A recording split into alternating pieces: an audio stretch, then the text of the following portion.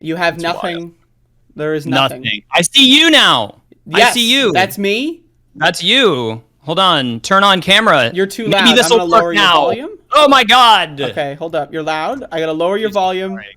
Okay. Oh no! Don't do anything. Wait. All right, Speak. I won't. Say something. Am I good now? We're I good. don't know. We're Is testing. this? Yeah. Get away from the mic. Okay. I'm gonna Is keep this your on? volume, but like back up a little bit.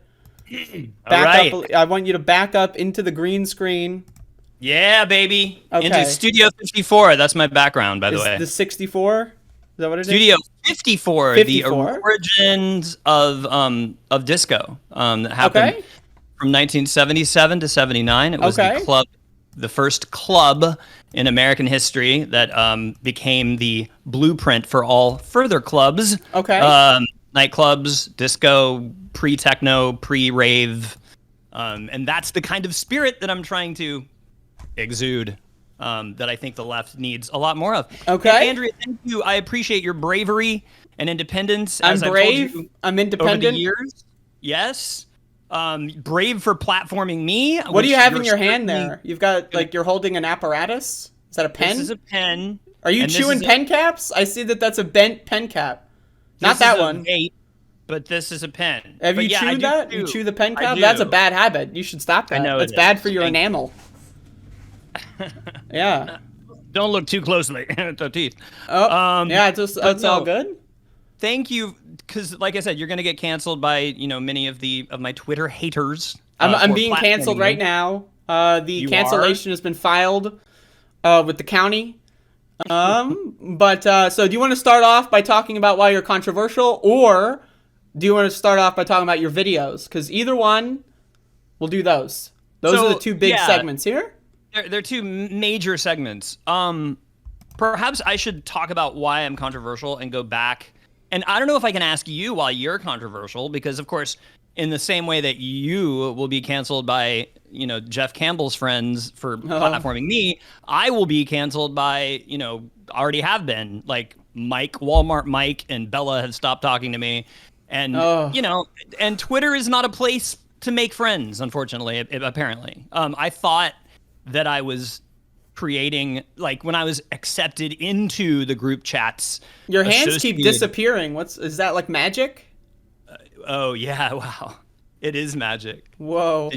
Whoa.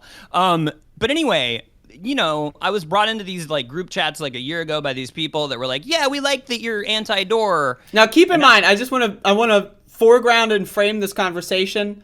Please. 99% of people listening to this have no idea what you're talking about. What we're talking about. But it's still entertaining enough to talk about it. So we're going to talk about it. So, we're going to talk about why you're controversial. I know people don't know what the fuck's going on. They don't know Twitter, group chat, who cares?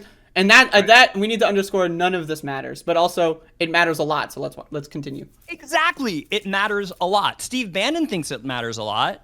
Vladimir Putin thinks it matters a lot. That's what he's been doing that's why he's been troll farming Twitter for 5-6 years. But anyway, first off, Andrea, I love, when I first discovered you, you used to say, I love you all so much to your Twitter people. Sure. And I loved that about you, because love is really important. And I think yesterday when you were talking about bringing me on, you said a lot of people hate this motherfucker. And it's like, I don't hate anybody, right? I really don't hate any of my haters. If you look back at some of the conversations that I tried to engage them in, you'll see that Well, let's underscore the word try. Yeah. Exactly. All right, keep going. So anyway, so I loved that about you, and I appreciate your bravery, your independence. And I also love that every episode you do of your show, you make the political personal and the personal political. For instance, your story today about the violence against trans people flashed me back to one of my earliest sort of real life terror memories of this guy that was dating one of my. So I have siblings that are like 14 years younger than me. You have siblings? Yeah, they're like way younger than me. So And are they had embarrassed of your online behavior at all? Like, do they know this, that you're doing They don't. this? They're not on Twitter. They're musicians. They're the doers. And they Okay. tour. They just got off tour. They played with Pearl and the Oysters, and they're they're Oysters? from Florida. Are they scuba divers? No, the band Pearl Okay. and the Oysters. Okay. Anyway. Go on. But they're the doers. They're awesome. And they're in Florida. But anyway, the point is, I had my mom's babysitter for them, like, when I was like 14 and they were babies. This woman's boyfriend told me a story when I was So wait, about... let me get this up. Let me just reframe this. So Yeah, go ahead. your parents' babysitter, like, okay, so your siblings' parents' Babysitter. My sibling's babysitter's friend. babysitter. Okay, No, this is a boyfriend. crazy story. Check it out. Check it out. The woman who watched my mom's new kids, like my younger The new brothers, kid. So you're right? the old kid. You're I'm used. old as hell. Yes. We tried to get a return, but we passed the. Okay. Yeah. All right. So anyway, this is a story that's not fun. It's but a bad true, story. and Okay. It's a horrible story. So God. he told me this. So this boyfriend of this babysitter, right, told me a story that resonated and sort of terrified me very early on, and really spoke to what you were talking about violence and torture of trans people. So this guy told me that he and his buddies in their 20s, and this is in the year like 1986, they loved going to gay bars. Now, they're straight guys, right? They loved going to gay bars. Why? I asked as a 12-year-old, I thought you were 14. 12, 14, I can't. Ooh. Between 1986 You got to and get your 80. story straight. This is a fucked up story. Fine. The point is, he told me that he and his friends would go to gay bars to meet women because, of course, women were far more relaxed in gay bars, right? And that one of his friends, like one of my friends, who knows, maybe it was him. Many people are saying. Many people are saying, he told me, hooked up with this hot chick Whoa. at this gay bar. Whoa. Right? Until they got back to her place and discovered no. a penis in her Oh, pants. no. And then beat the shit out of her and thought that, and he told me that, and he thought it was like a really that's cool, hilarious. funny story. Wow. Yeah, really funny shit, right? That's incredible. So anyway, that is so again, one of the things I love about what you do is you humanize in a way every single day that how dire and how important politics is, and I how agree. personal it is, and I really love that. You I do that agree in a with way your that- praising of me. I think that Okay. this is good praising. And maybe we can get some more praising in at the end. But yeah, I like that's a good point of telling your story, is that, like, these are like, everything is political, right? And all politics are personal because every decision that's made politically has consequences.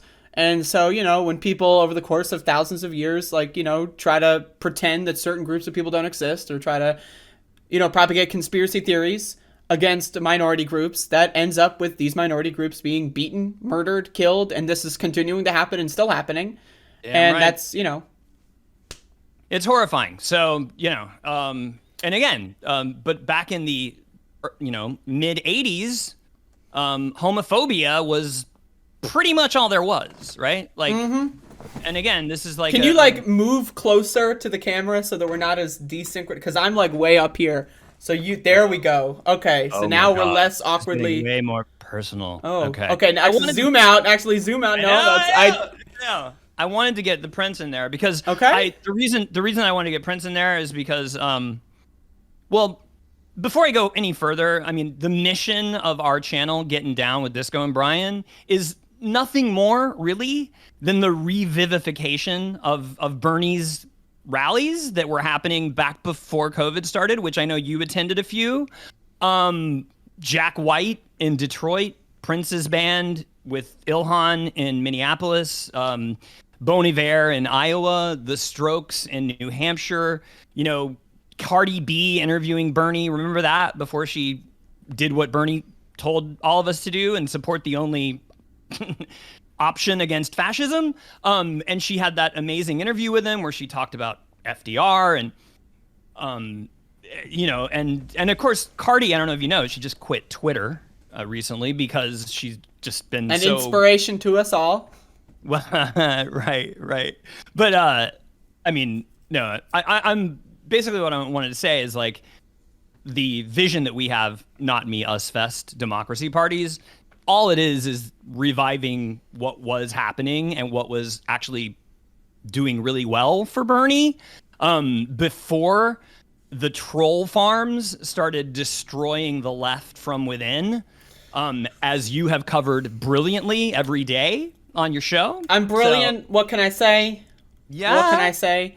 Yeah, I mean, okay, so let me just put a pin in that real quick. Please.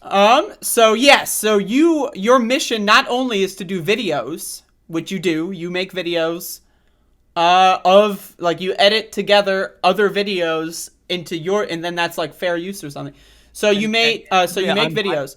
I never thought that I would be able to do that. I took a lot of inspiration from Vic Berger, Tim Heidecker's co-host of the Office Hours. And I loved, like, his videos gave me more hope than anything else throughout the Trump years, how he would do those awkward they're great. Yeah. So that's where the Ted Cruz video came in. I mean, it is disgusting. It's cringy as hell. I'm cringing just thinking about it. No, it's horrifying. And Ted Cruz is that horrifying, and the obsession with child porn among his party is something that must be lampooned, as, of course, they have an overwhelming majority of people who are caught with their hand in the cookie jar, so to speak, as we know, from Josh Duggar to, well, Trump himself, right? Well, of course, yeah. Trump is proud of being a pedophile predator. He bragged about it on television. He's with and wished her well. What's her name? Epstein's co-host. Yep. Co-host. Yep. So anyway, the Epstein and Ghislaine podcast. You know, it's like the bad faith, but it's the precursor. Yeah, just like Virgil and Bree. Yeah. Well, I don't know about Bree, but it is very seriously interesting that she has yet to mention. Like, what is it? Like a year later, she has yet to mention it, and Virgil Text is still in the title, but. Yes, exactly. It's amazing. It's interesting. Anyway. So you make videos, but you want to translate energy into the real world. That's you're okay. So what is that? Tell me about this.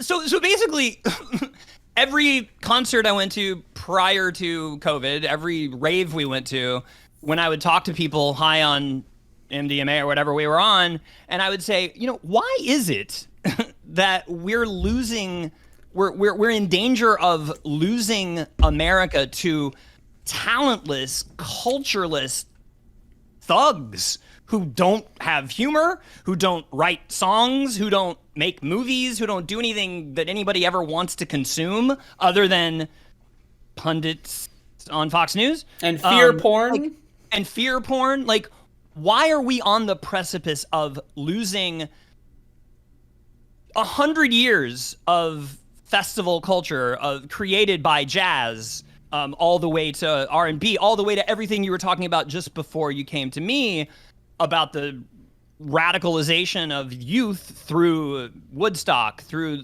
the 60s, through these things, which you were just talking about, which is an amazing book. But How to Change Your Mind, Michael Pollan's book about everything you were just talking about psilocybin and all that delicious stuff.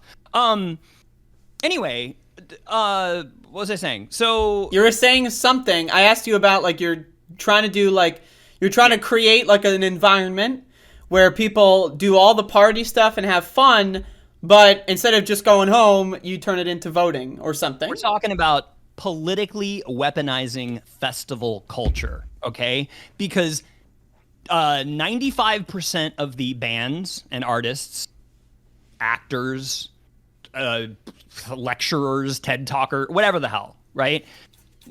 90 to 95% of them are on our side. Whether they're liberal, right? Like whether they're John Legend and Bon Jovi or they're Cardi B and Rage Against the Machine, right? They're on our side against fascism. And that's what I'm into. I'm into being against fascism. And the only way that we're going to fight that and actually win is if we, when it comes to voting, as you brilliantly, once again, yesterday articulated beautifully, mass mobilization, where the hell is it, right? You got Charlemagne the God, who's, pretty good. He's got all the access to everybody, right? You got the people who actually have all the access, from Cardi B to Dolly Parton to everybody within that world, right? And who owns Coachella, Andrea? I don't know. Yeah, you don't know, right? You know who Elon Musk is. You just talked about him, right? It's true. I did. You know who Jeff Bezos is, right? I've heard of him.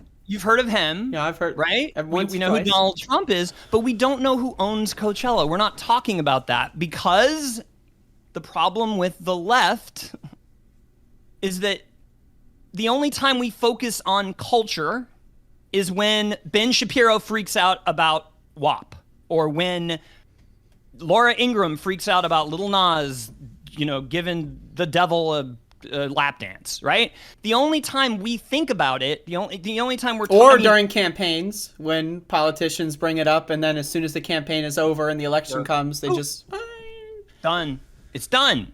So it's like, that is what's so gruelingly frustrating to me, and it's so, as I say, Thomas painfully obvious, is that's clever. That's clever.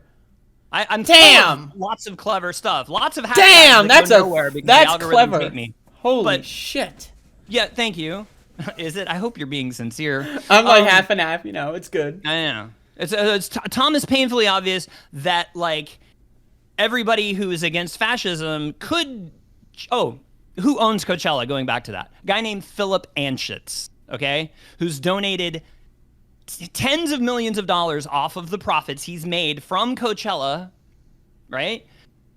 90% of the people who attend and who play Coachella are pro-LGBTQ and anti-fucking fascist. And I'm trying not to curse because my aunts are watching.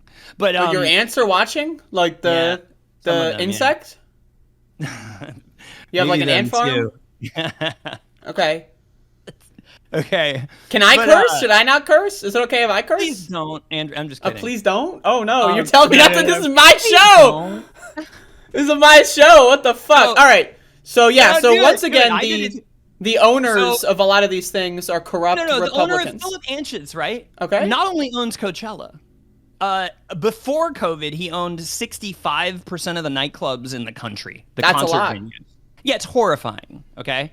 And he's donated, as I tried to say, tens of millions of dollars of the profit he's made off of the progressive community into the Heritage Foundation, the anti-gay legislation, the Republican Party, you name it, right? And of course, Coachella, when you go in there after Black Lives Matter, of course, they did a branding exercise where their front page, their website was, "We are so into social justice." Oh my God, of course, right? Mm-hmm. Yep. Because that, but it is obscene that the world of art and music and festivals, the people that make it happen, who know climate change is an existential threat, know that, that fascism is rising, that want to do something about it, can't. Or just choose not to, I guess, because this is the way it goes. It's like the collective helplessness. Like, if everyone got together, we'd be good to go, but you need to get the ball rolling, and no one wants to get the ball rolling. And that is as I've said, the industries, the culture industries, decided as Hendrix was closing Woodstock, like, okay, this is too powerful. Like, we have to segregate festival fun music over here as an entertainment source for, and purely entertainment. You can't learn anything. That's right. Right? from serious political thinkers. Okay, so with that, Andrea, what we need to do, and I'm sure Cardi B watches your show regularly. Cardi, hi, Dolly, hook it up. Let's go. If they do, I could use a retweet, I guess, right? Same.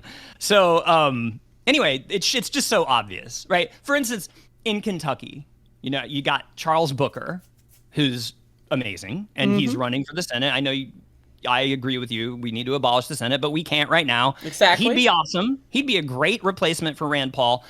Who could make that happen? Well, George Clooney is from Kentucky. He's got plenty of money and influence in Kentucky. And a bunch of artists that you wouldn't think are from Kentucky are from Kentucky. What if they all got together and said, you know what? Let's go and make sure that Booker is elected to the Senate by throwing these amazing festivals, right, to counter the hopeless, talentless shit shows of Trump rallies, of MAGA rallies. Sure, yeah, because the Trumpers are doing rallies all over the country. All over, baby. And we're doing nothing. Just like you said yesterday. We have the potential, we have the will, apparently, according to everybody that's headlining Coachella. If you look at their fucking website, if they're at their social medias, they're all on board for everything we as left liberals, I don't distinguish them, actually. Now we're getting into the controversy. I do, and I'm a leftist, right? But I don't hate liberals. I hate fascists. Okay. And there's a big difference. Neoliberals are not liberals. It's an order of operations thing. We need to deal with the most important threat and then go in order of their threatening status. Yep, that's me. You're doing that. That's what I'm saying. Right. Okay? I love it. All right. So yeah, thanks for recognizing me as a leftist yesterday. I'm getting called by my haters a shit lib and a centrist and all this stuff. Well, you do shit, and you are a liberal in the sense, so you are a shit lib in that sense. True.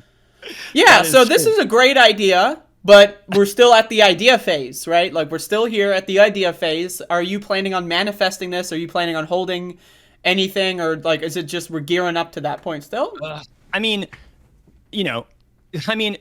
Don't we look at the next few months as with a certain doom? I mean, we all do, like, because there's no money in it. Like, George Soros. Hi, George. Like, can you do this? Like, culture matters, In fact, this book right here. Oh, we got another book. Yeah, The Mass Psychology of Fascism. The most important part of this book, written in 1933 by someone who lived through it and barely escaped it, Wilhelm Reich. The most important part of this book is the title. Fascism is a mass psychology, right? So what Wilhelm Reich argues is needed.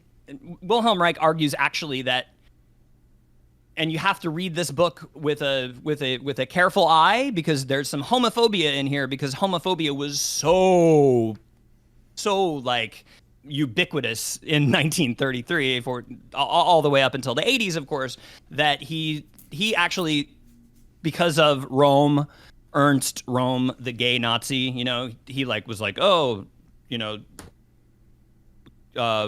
fascists worship themselves, and that's why some of them are so gay. Many of them are gay. I mean, it's a weird thing. Beyond that, though, right? So beyond the guy being a piece of shit scumbag, he makes some good points. Well, yeah. I mean, you got to contextualize everything. Scumbag in those days, and just like how Bakunin was an anti-Semite, as was Marx, even though he was Jewish. These concepts, these biases, before Stonewall, we're just. I mean, you have to read. Okay. Anyway, the point of this book. The point. Let's go. I'm ready. Is that Reich says that fascism is basically white supremacist patriarchal capitalism. It's all of those three things combined, and it starts in the nuclear family unit. That is what fascism is. Traditional families where the men are the leaders and the wives are subordinate and the children are always subordinate. And by the way, the wives and the children don't think sexual thoughts ever, right? Because, until you're an adult, you can't think about sex, which we all know that none of us did until we were 18, right?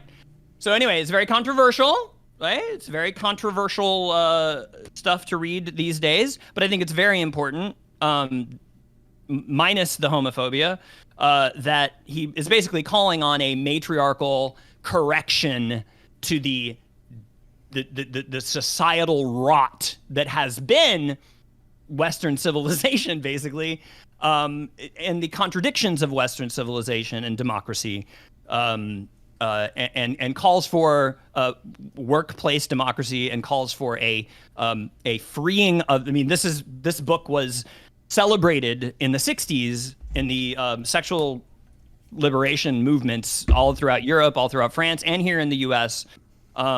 Because it was so revolutionary in that it was saying we need to get rid of, this patriarchal dominance. Absolutely. And it was awesome. It's amazing. It's an amazing book. I encourage everyone to read it and try to. I wish they'd make a copy. So are you going to be at these festivals? Are you going to get up there and just do it a live audiobook? You're going to read the book to us at the festival? No. The festivals are all about music and raves and fun. Well, yeah, you can have a beat in the background, right? My God, that is and why then just read the whole book. Andrea, perfect point. That's why many of my videos, like the disco one most recently called Now Playing on YouTube, is me on the bodies of disco icons, all of whom are perfectly imperfect humans, starting with Michael Jackson, who's all kinds of problematic, and then going on to Blondie and going, so I was trying to embody that spirit of disco, not to say that we need to stay mired in disco, but to just the freedom of disco. If you watch any documentaries on Studio 54, it was an intersectional, hedonistic place where trans people were the stars, right? And this is in the 70s, before Reagan came and destroyed all the fun, right? Sure. So anyway, I'm going to be trying to reach out to clubs that I was before COVID a frequent member of here in the city. I've been a little afraid to go to raves since COVID. Yeah, that's what I want to ask about too. How can we do this in the age of COVID? It's a huge problem. But Andrea, we have to find a way to get out from our screens. We have to find a way, and if that means we all have to make masks the coolest thing in the world, then that's what we have to do. But we can't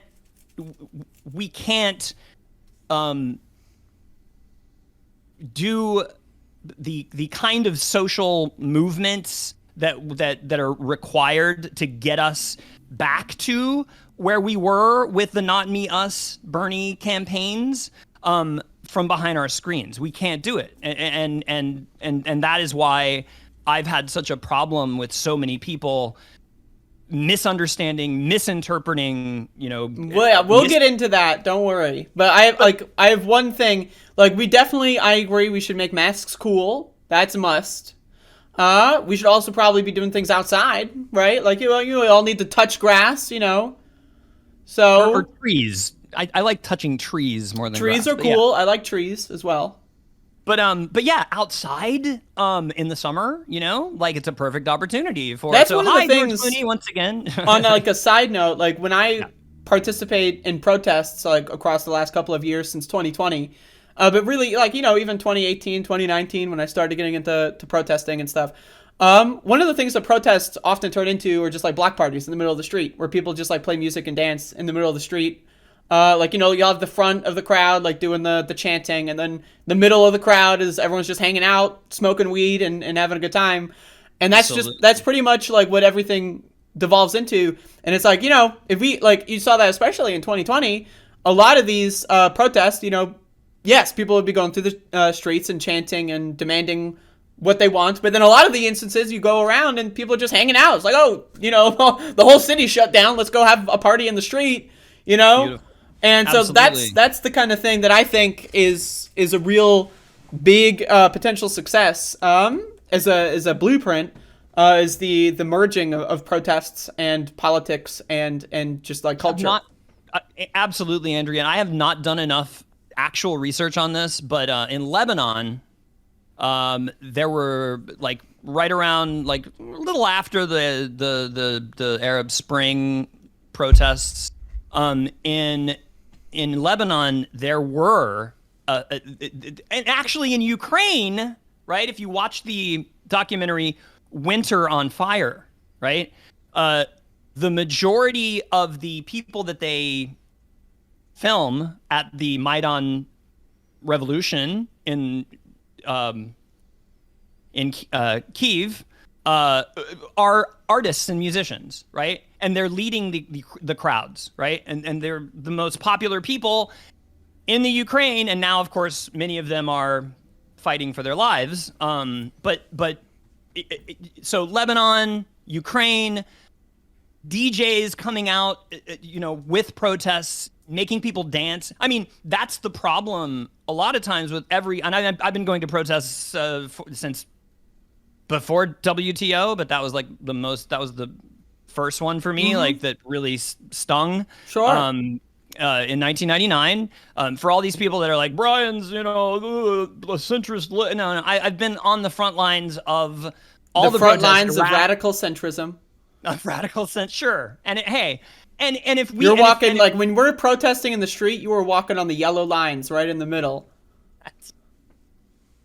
Yes, but no. Anyway, the point is, sometimes it's very deadening, right? And it's like, but when you have somebody with a beat, when you got the Infernal Noise Brigade, the band that used to, that was popular, that went all over the world, playing the anti-capitalist, anti-WTO movements and protests, that really empowers the crowd to feel a sense of empowerment, right? Yeah, absolutely. Like, protests recently, a lot of people will do like drum circles or like some people will play like trumpets, stuff like that, just because it keeps the morale up, that kind of thing. I agree. And I do think that your political project is something that is very under communicated, and obviously no one can do it alone. And Andrea, the reason, and I'll just say this, because I do know that Nomiki and Ben Dixon watch you occasionally, or get word from your, what you're doing. It's possible. And thank you for having me on. The reason that I put them in my video, was just to go, you got way more clout than me, and you've got, and I love those people. I think they're the best of the left online. Obviously, I'm the best, but you're up there. But I love anti-fascist leftists. I love leftists who really get into what fascism is, and I think that's the problem I have with some other people who recently called me an anti-left neo-McCarthyite, who host this economic reductionist Jacobin style show. Yeah, I got a lot of problems with Jacobin. Let me just tell you. And David Griscom, you said something about meat. David Griscom a year ago was posting meat porn pics, like just loving it. And I was like, dude, why? As an anti-fascist, I will say we got to abolish the meat industry. So yeah, and not celebrate it, for God's sake. Right? It's not just about the destruction of sentient beings, the murder of torture of these animals, which, by the way, now that there's Beyond Meat and everything, I promise it's just as good. It takes about a day to overcome your, oh my God, this isn't exactly the same taste as meat. But, like, it's not cool. It's not cool because of the environmental impact. Sure. Right? But I mean, that's the thing about the Jacobin mind, is that it's Strasserism. If anybody knows, Strasser, the Nazi that was the most popular Nazi before Hitler took over the Nazi party in Nazi Germany. He was a left-wing Nazi who just happened to not like Jews, right? But this is a pure coincidence. Could never have seen that coming. So it's like, that's why the Burgess stuff and this going on Rogan and jerking him off or whatever and not pushing back at anything, all this stuff is just disgusting. And this is why my heart breaks when I see people that I really respect, I don't want to, have these people. I mean, look at David Feldman, right? Did this amazing, you covered it, right? It was how I discovered David Feldman. I didn't even know he existed before you covered. Love David Feldman. Huge fan. Big fan. I mean, and he eviscerated Ben Burgess on his show. And then a week, 2 weeks, 3 weeks later, Burgess was right back on as if that conversation had never happened because Burgess had something to say about something that was, Yeah, I mean that's we could do a whole show about Burgess and specific characters, but shows, let's try to dial this conversation into your controversies, right? Unless you have anything else to say about your political project. I mean, my political project is based on the fact. Let me just, for a moment, Andrea, is based on the fact that I came into leftism through this guy right here. Okay. Like, right around 9 years old, my Prince fandom got me in big trouble with my family, with my racist relatives, and then later I was in the South, right, with bullies, racist, homophobic bullies in school who called me, F. Yes. In lover and all that stuff, right? So, I was officially inducted into leftism through my love of Prince. The first interview I read with Prince, right, in 1980, a 1982 interview with Carol Cooper. I think it was in Rolling Stone. That was the first time my eyes ever saw the word Karl Marx or the name Karl Marx, right? And that was the first time I ever found out that Martin Luther King had speeches other than "I Have a Dream," because Prince was talking about how he oftentimes prefers listening to Martin Luther King speeches to music, right? And that, before the internet, when I was like 10 years old, sent me on a quest to find every Martin Luther King speech I could, and turned me on to the idea of anti-war movements, right, at 10 years old. Because I discovered his Beyond Vietnam speech. I heard that at 10. And then his speech about the three evils of U.S. society, which was the OG intersectional speech, which, of course, are racism, poverty, and militarism. So Prince was my launching pad for progressive politics, right? Just as Lizzo, Lil Nas X, and Cardi B are the launching pads for kids today.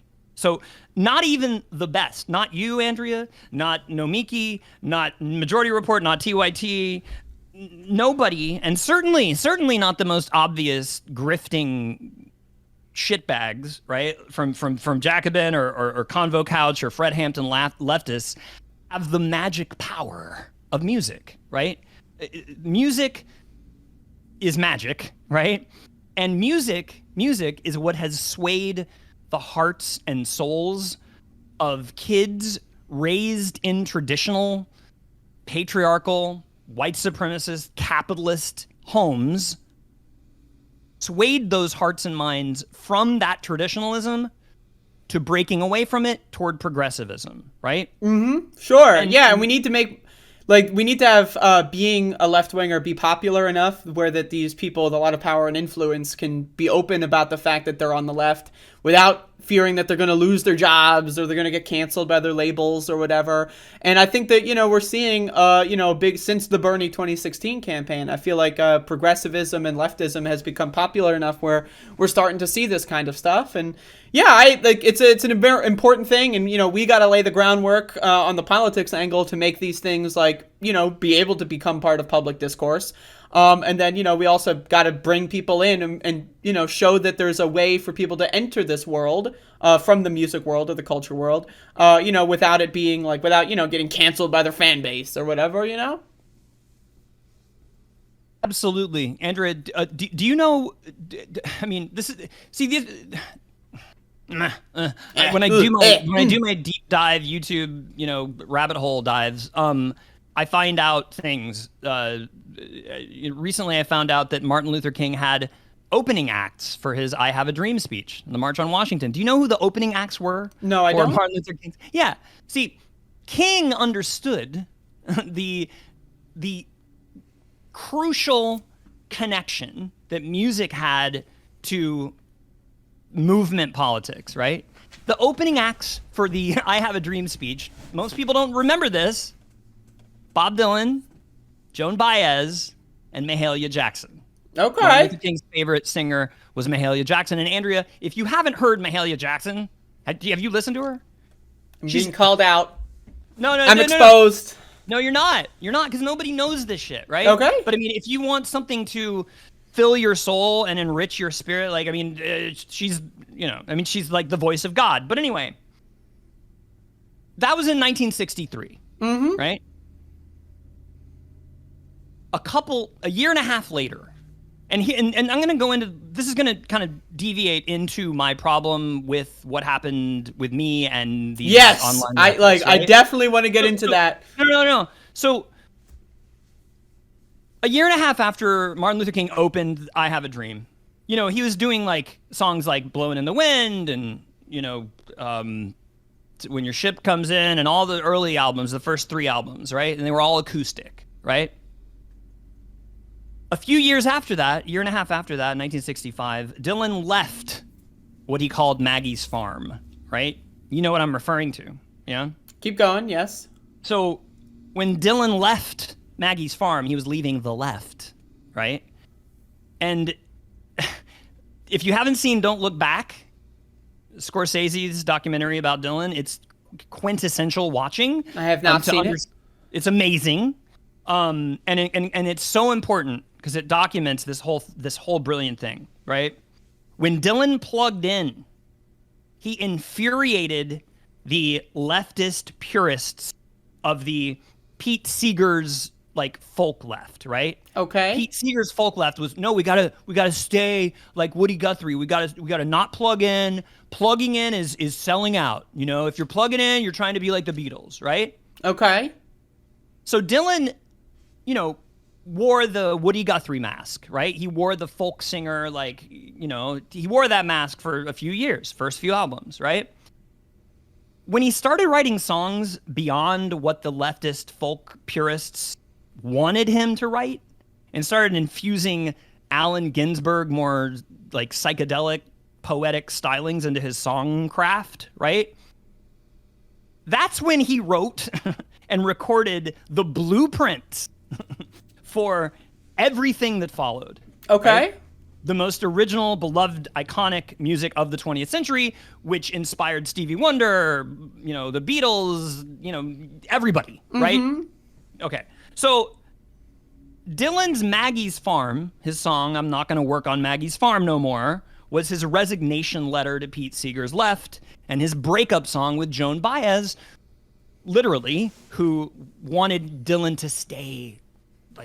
Yeah, you got to stay as unpopular as possible because, if you're popular, then the world explodes. Yeah, yes. And you're not the voice of our generation anymore, right? And it's bullshit because 10 years later, he wrote Hurricane, which is one of the greatest civil rights songs ever recorded.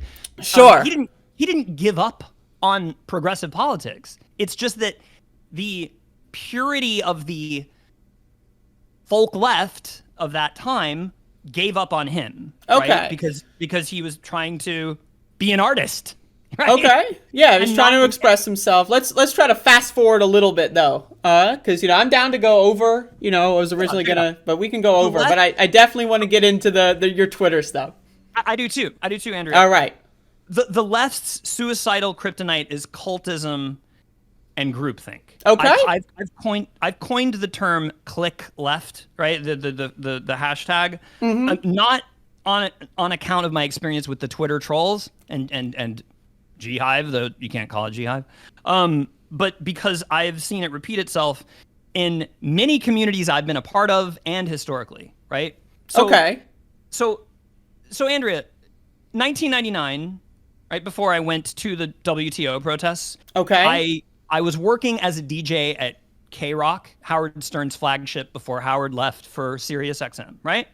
I was a DJ. I'd been all over the country. I worked in Minneapolis, went on to work in Seattle for a little bit. And I left K-Rock in 1999 to attend the Z Media Institute, which is Michael Albert and Lydia Sargent's little leftist convention. It's a 4-day convention that they had annually up until maybe 10, 15 years ago.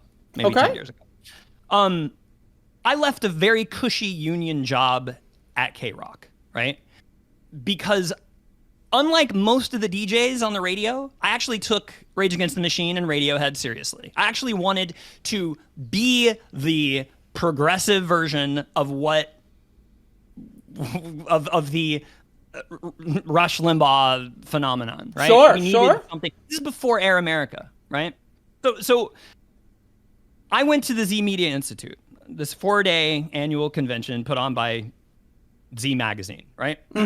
All these leftist authors and activists, right? Chomsky closed every day with a 3 to 4 hour lecture. And my favorite speaker there was Chip Berlay. Chip Berlay wrote Eyes Right, a book about Christian nationalism, which resonated with me because I'm from the South and my great-grandfather was in the Klan, right? Okay. And so I've been trying to kill that root of my tree my whole life. So this guy's cultural studies resonated with me more than Chomsky, who everybody else seemed to like surround Chomsky and no one questioned Chomsky. He would He's like, and he's more of like an academic perspective than necessarily Maxie. My dog's making totally. Maxie. Totally. So anyway, Andrea, I quit. I love Max. I'm sorry. Give that baby love. Oh, I'm touching him with my foot right now, so he's all good. Chomsky, I was just starting to read. I was brand new, and I left radio because I knew I didn't know anything. Right? Okay. I knew that I wanted to say all this important shit, but I needed to study. And 20-ish years later, you still know absolutely nothing. Nothing. You know nothing about anything. I don't. I need to know so much more. Okay. But anyway, whereas Chomsky has this amazing confidence, kind of like Vosh has. When I was first starting to read Chomsky, his page-long sentences, I found them kind of exhausting and kind of just honestly kind of pompous. Okay. But I didn't want to say that because what I wanted to do when I was at that conference was be a good little leftist and go along with what everybody else wanted to do and follow everybody and sit in awe of Chomsky's brilliant kaleidoscopic mind, right? And I certainly hadn't written hundreds of books about the evils of corporate media and U.S. foreign policy. So since all these seasoned leftists agreed that Chomsky was the GOAT, who was I to doubt them, right? Just for narrator, Chomsky is in fact not a goat. He's a Homo sapien. Okay. He talks like a goat. It's possible. So anyway, yes, Chomsky is pure evil incarnate. No. He's not. He's amazing. He's amazing. And he's so good on some stuff, right? Like the last Democracy Now! Interview. He talked about rising fascism in the country. He talked about how wonderful it is that the Sunrise Movement and AOC and all these, the squad and we're getting more and more democratic, and yet there is the fascist threat. And then the next segment, he basically repeats CCP talking points and praises Assange, who really helped elect our first fascist president in the 21st century. I mean, truly fascist. Anyway. So, everybody who's anybody on the left has long considered Chomsky sacrosanct, right? I took the name Bakunin originally because Chomsky introduced me to Bakunin. Okay. And encouraged me to read Bakunin, who's Define took the name. Define that. And I took the name as a DJ. Like when I went on to work at KEXP in Seattle and the End in Seattle, in the early 2000s, I was like Brian Bakunin, right? And then I continued that name on Twitter until recently, because I only found out very recently reading a biography of Bakunin about his marrying a child when he was like 47 or something, and his anti-Semitism, which Chomsky, kind of in promoting how much better Bakunin was than Marx, and promoting that Bakunin predicted correctly Marx's blind spots would result in tyranny, right? Which was what happened with the USSR and China. You know, that was all very good, real important information, but he also left out the part about Bakunin marrying a kid and being an anti-Semite. So, sure. You know, I mean, you can't say everything in one saying, right? So Chomsky is canceled. We're going to be revoking his appearances at every... So he's not canceled. No, he's not canceled. I was told that you canceled Noam Chomsky. That's what I was informed slightly before the show started. I was sent messages saying this guy canceled Chomsky. I'm sure. I mean, I've worshipped Chomsky for a long time, right? And then I ignored all these tweets coming at me when I would like defend Chomsky, maybe 6, 7, 8 months ago on Twitter. And I got this annoying person on Twitter at the time I thought was annoying. And this group of people was like, whoa, dude, this guy's denied genocide. You know, he's denied the Bosnian genocide. And this one person on Twitter who's actually lived through the Bosnian genocide is particularly animate about Chomsky's genocide denial. And the more research that I've done on this stuff, the more that I've looked into the U.S. Holocaust Memorial Museum, where Timothy Snyder is a chair, right? The more that I realize... A chair? So Noam Chomsky is a goat. Timothy Snyder is a chair. Okay? He's not... He's in the chair. He's in the... Ooh, like inside of, like... Or on? Right! Okay. So he's a member of the Committee of Conscience of the U.S. Holocaust Memorial Museum, and I think that's a pretty noble thing to attain. Anyway, they have definitions of things like genocide and war crimes, and they're very specific, and I think they're very important, right? Okay. And so although Bella might be annoying. Who is Bella? 99% of people listening do not know who Bella is. Is this the person who survived the genocide you're describing? That's correct, yes. Okay. At 12 years old, she barely evaded Milosevic's genocide. Okay. And she and Walmart Mike, who is Walmart Mike? Another Twitter user? Another Twitter guy. Okay.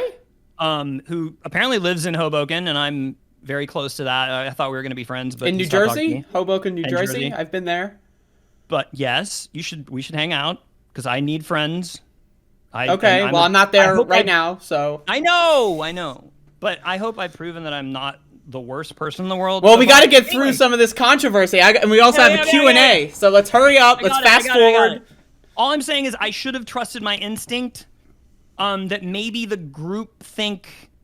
groupthink uncritical reverence for this supposed all-knowing godfather of leftism, Noam Chomsky, was a little too cultish to be good. And I'm talking all the way to Amy Goodman, who's interviewed him with nothing but praise and lavish, it makes it, until Bella and Mike showed me evidence that Chomsky has in fact denied the Bosnian genocide. So Bella and Mike have shown you the light. You saw they turned the light on, or they pointed your face at the light, and the sun has burned your eyes, and that's why you're here. Andrea, forever until that time, I had thought, well, I trust Amy Goodman, right? I trust Naomi Klein. I trust everybody whose books I've been reading for decades. Okay. Right? And if they are saying that Chomsky is without sin and amazing. And I agree with the idea that no one is I think we need to bring back the idea of respectful disagreement.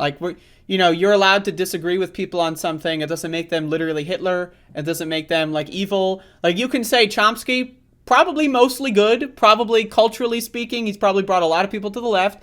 But is he perfect? No. Does he have blind spots? Absolutely. And I think we should apply that. Like that doesn't mean you have to cancel Chomsky, not to say you have, but like, like people are not perfect and people make mistakes, and people should always be put in a position where they can learn from their mistakes and grow and learn. And you're freaking out. You're having like some sort of episode. Everything you said is correct. And the reason I'm freaking out is because this is really it.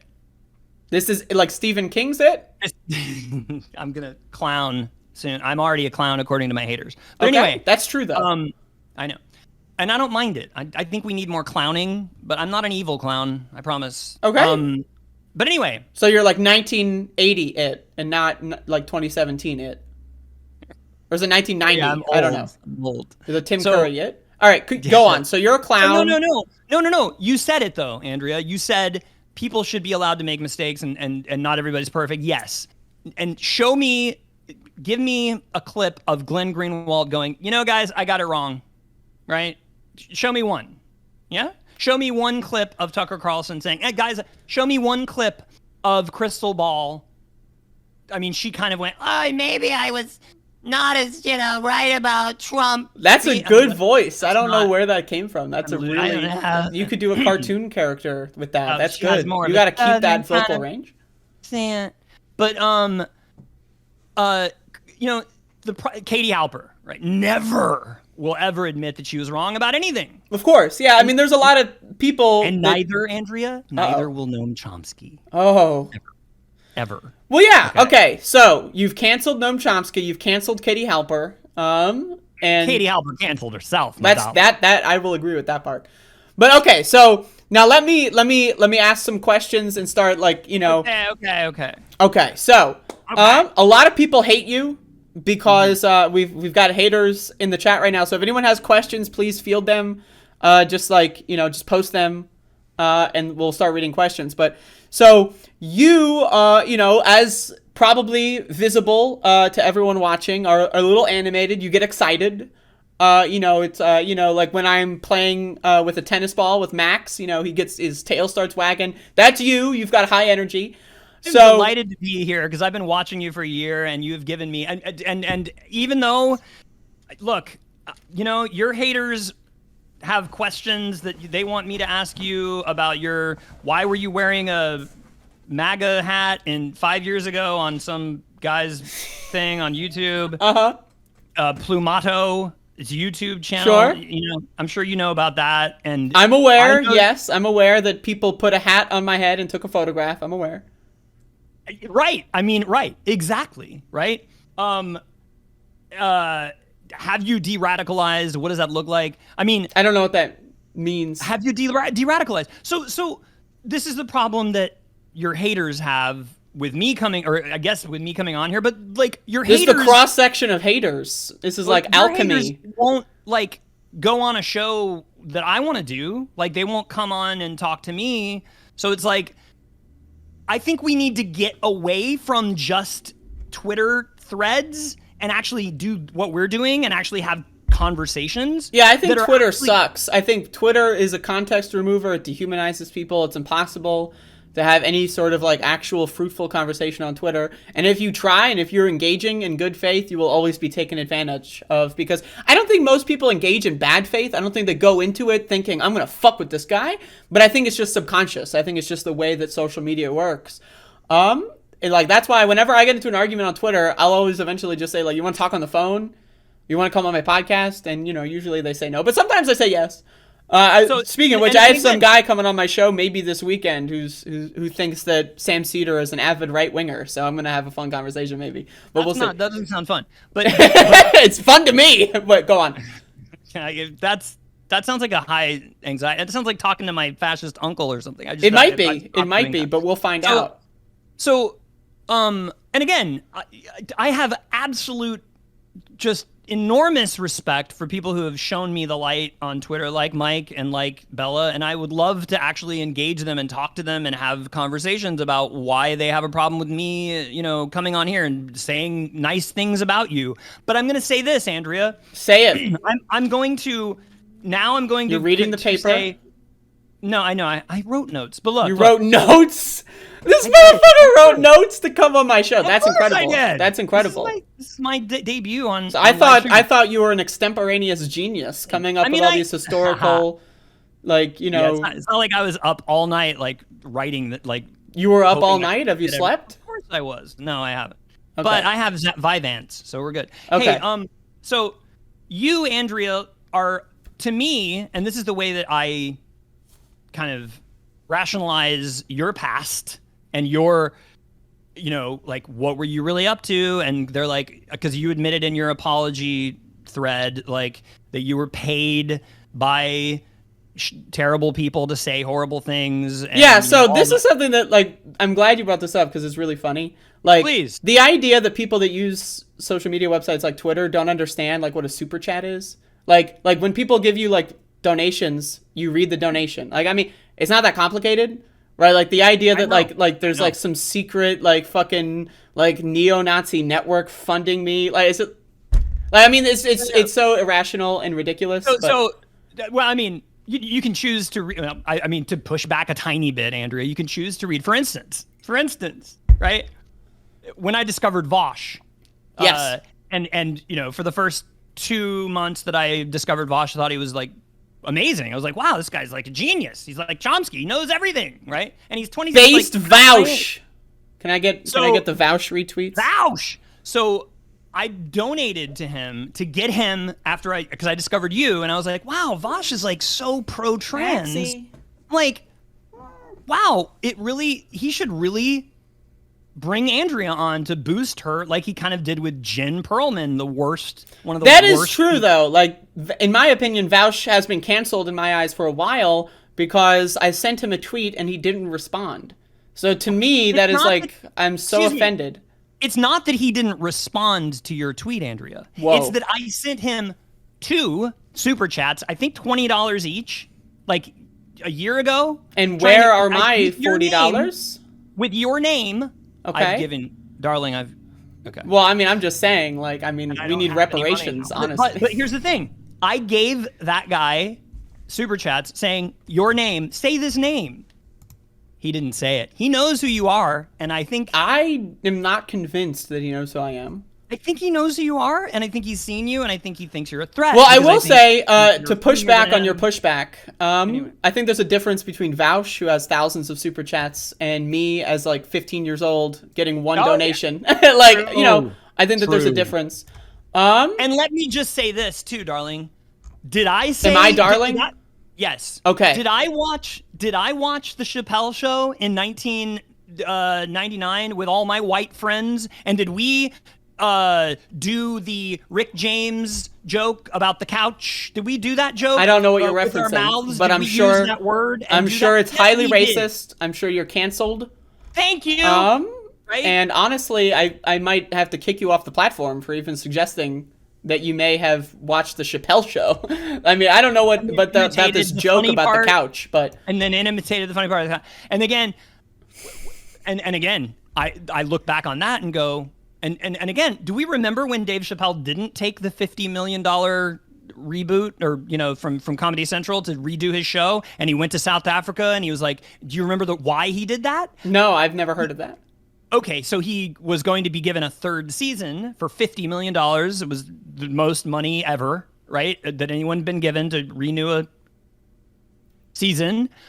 And what did Chappelle do? He had a mental breakdown because he said he saw all of these white people that were doing his jokes, not getting the joke, that it wasn't for them to do, which all of my friends who, majority of them are not hideous racists. Actually, none of them are, right? We were all going to radical, but everybody was comfortable doing it because Dave Chappelle made the joke. He made the N-word as he, his his satire about the blind man who didn't know he was black and who, you know, was the Klan leader or whatever. Like, Okay.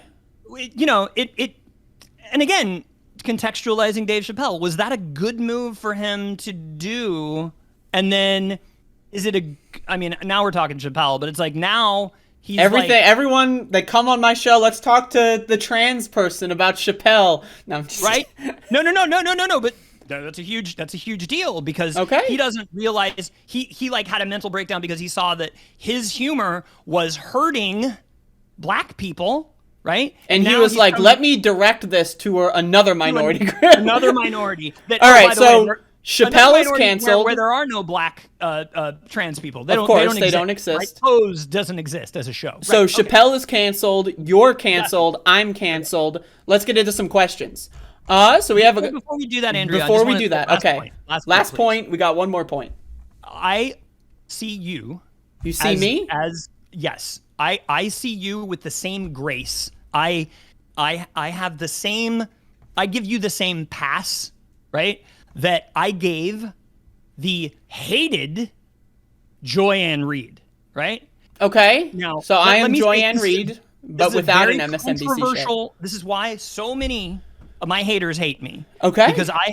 Because I have said positive things about what Joy-Ann Reid has done with the 7 o'clock hour on MSNBC.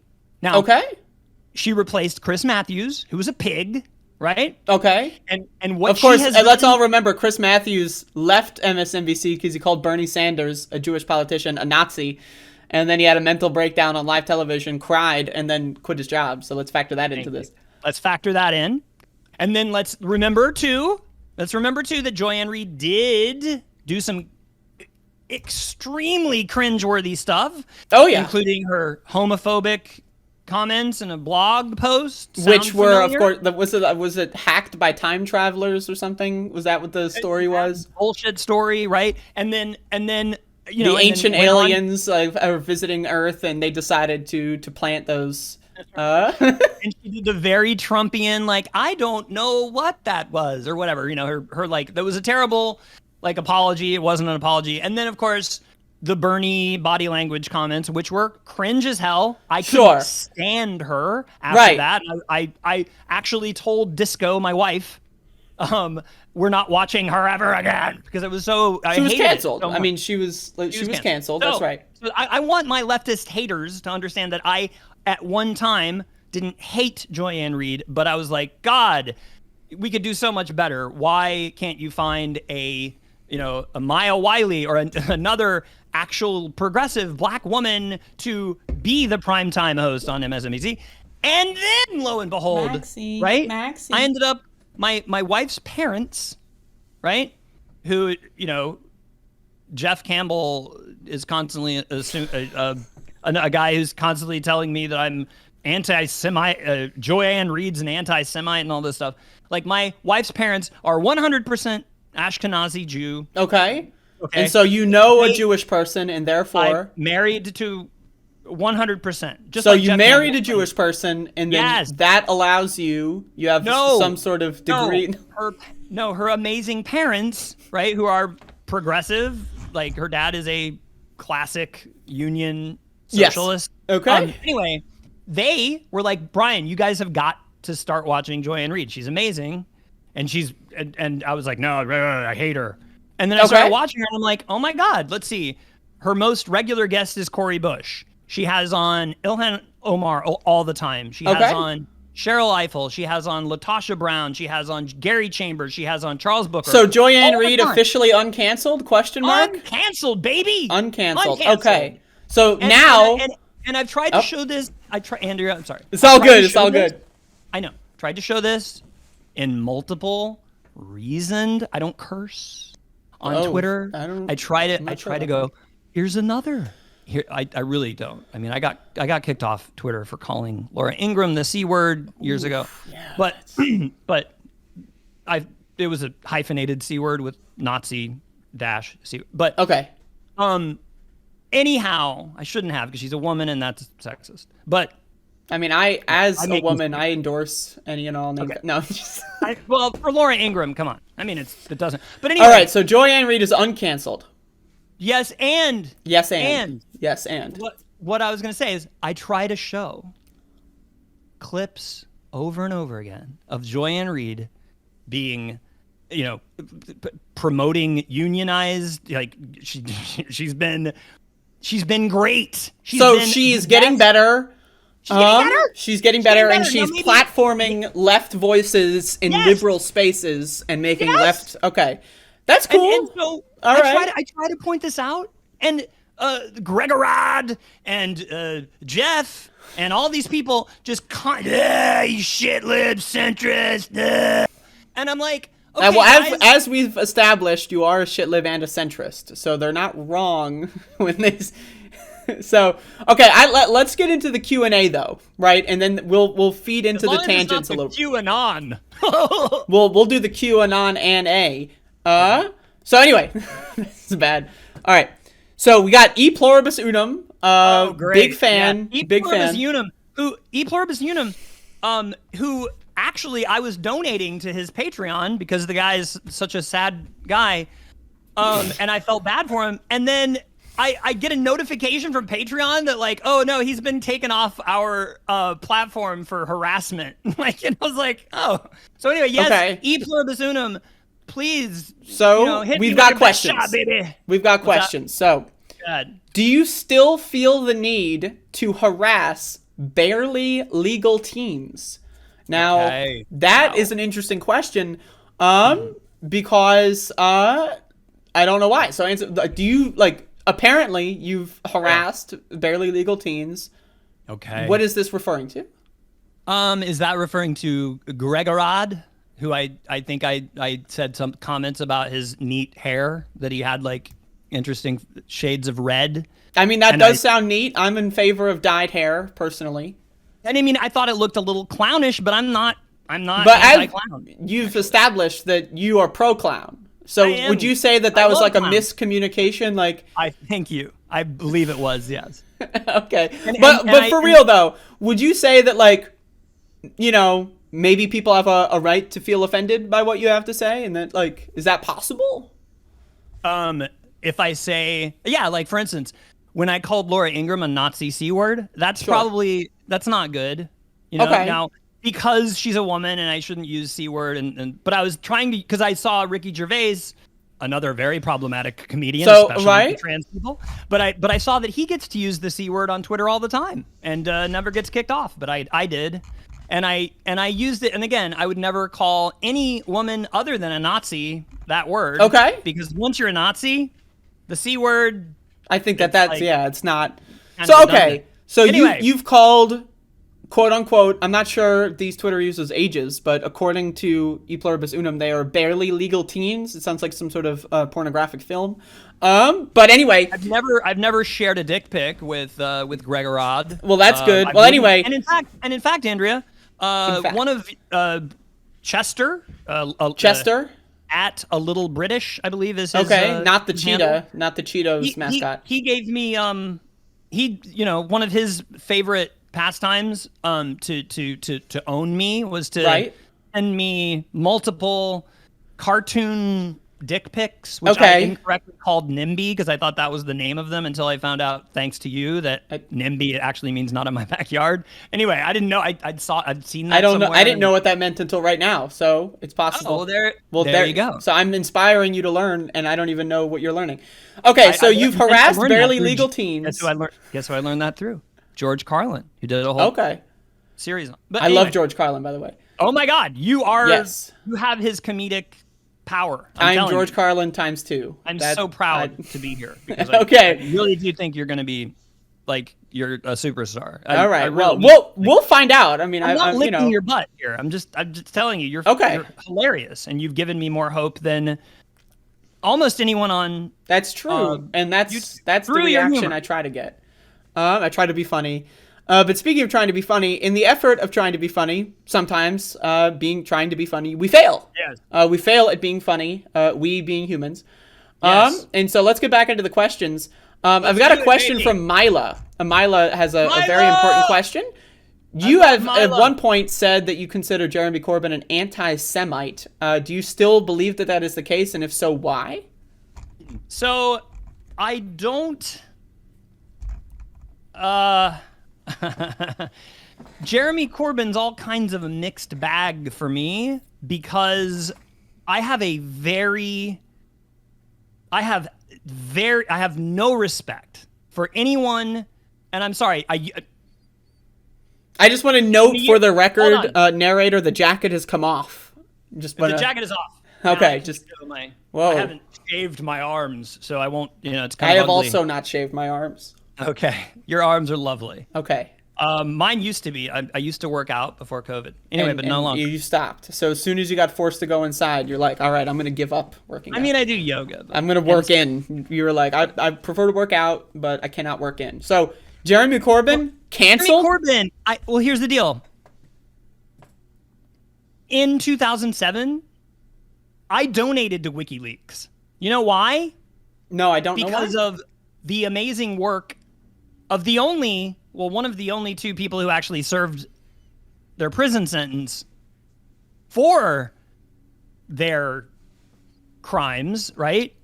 Chelsea Manning, when she shared the gruesome video of our war crimes in Iraq, that inspired me to donate to WikiLeaks. And WikiLeaks, I believed in up until maybe a year or two into Obama, when it started getting weird. And then, of course, weirder and weirder and weirder, to where, hey, wait, there's a fascist with a, like everybody in New York knows is a criminal monster. Yep. And there's no dirt on him, but there's only dirt on Hillary. This is kind of strange. And then, of course, Glenn Greenwald, one of the first people who responded to me on my old Twitter account with vile vitriol and hatred. Who, Glenn Greenwald?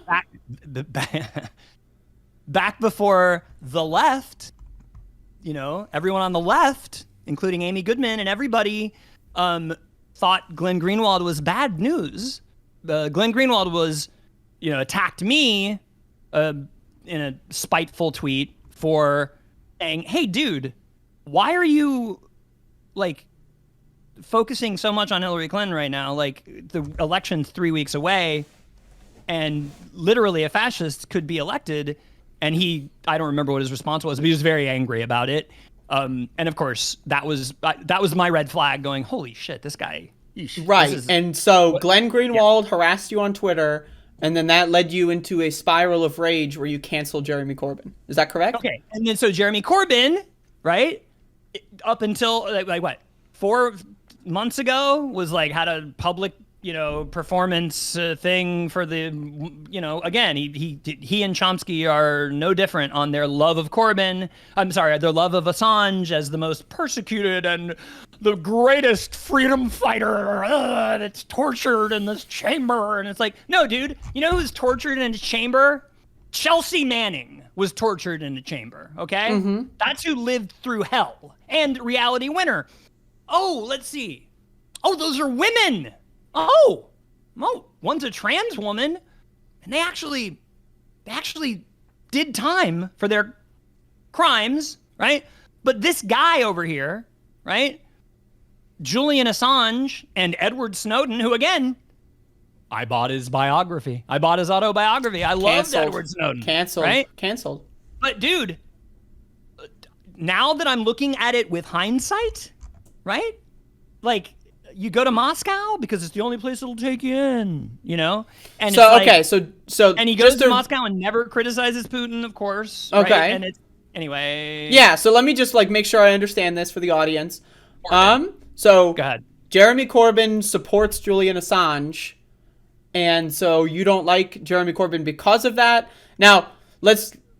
Mila's concerned about your labeling him as an anti-Semite. Is that related to his opinion on Israel-Palestine, or what would you consider? That's an amazingly important question. Okay. And because Israel is an apartheid monstrosity. Israel is the Fourth Reich. I mean, we could be that. Canceled. But do I agree that, now again, neither Israel nor Palestine, nor the Palestinian Authority have denounced Russia yet. That's a problem. That's important to understand. Well, actually, I think Israel did that a couple days ago or something. I read that in the news. Maybe a couple days ago, but up until a couple days ago. And, why would they? Because, Russia's kind of doing what Israel does. Sure. And, of course, not so good people in Palestine kind of like the anti-American edge of Russia, right? So, anyway, these are complicated questions. Now, so Israel not condemning Moscow means Jeremy Corbyn's an anti-Semite. Is that correct? No. I don't know what is in Jeremy Corbyn's heart as far as Jews go. I have seen. I'd assume he's got valves, capillaries, veins potentially. Hopefully no worms. My dog has worms in his heart, which is no good. I mean in the Christian sense, Andrea. Okay. No, but no, Corbyn. I loved him. I thought he was great. I thought he was the Bernie of the UK, and then he lost Labour more seats than ever in their history, and so that's a problem. I would personally, my opinion on that, as someone that does not live there, I think Brexit was a big factor there. And let's see, Brexit was yeah, Putin really liked Brexit. And helped that happen, right? So Corbyn has kind of unmasked as a sort of a code pink DSA International Committee leftist. Okay. So DSA is also canceled? Well, let's do diplomacy with Putin because that might work. Like you said yesterday, and it was brilliant. I loved your coverage of the NATO question yesterday. You love my coverage? That's a shock. No, stop it. Okay, so just real quick, anti-Semite, yes or no, though? I think Jeremy Corbyn is a very complicated, thorny guy who has made a lot of. He's put his. He hasn't been on the right side of things. I don't think I don't think at this point, with the evidence that we have that Assange helped Trump happen, I don't think it's noble or cool or anything for anybody who's anti-fascist to celebrate or cheer him on. If you're going to celebrate, I mean, my opinion on Assange is that, should he be prosecuted? Probably not. But also, if I'm going to champion a hero of that variety, he's not going to be on the top of my list. That said, though, just to be real clear, right, because people in the chat are very curious, is Jeremy Corbyn an anti-Semite? Yes or no? I have no idea.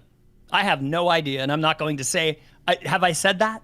I might have said that he's an anti-Semite because I have heard credible people at some point, Jewish people that I follow online or Jewish organizations. Would you say it's a Jewish friend of yours, perhaps? Yeah, but Andrea, I don't know. And originally, when Corbyn was running, and all the stuff that I heard about him, I thought for sure was based on his pro-Palestinian. Okay, so you don't think he's an anti-Semite because of his opinion being in favor of Palestine, though you might criticize him on other things and think that he has some problematic positions. So let's assume you did say that he is an anti-Semite at some point in time. Let's assume you did that. I think you did. I think someone sent me a screenshot. But would you say that that's not what your current opinion is, and that is he problematic? Sure, but is I can get I get heated, and when I see and if you can show me that screenshot or share that with me or send me the link, I'd like to see it because I'd like to see where I got that information. Okay.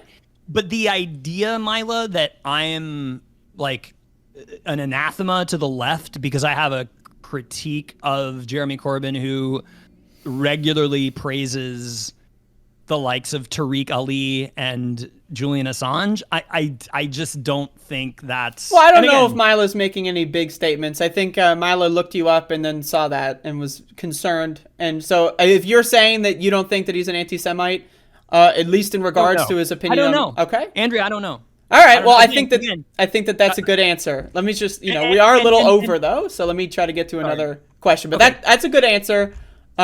E pluribus unum has a couple other ones that I want to get to. Okay.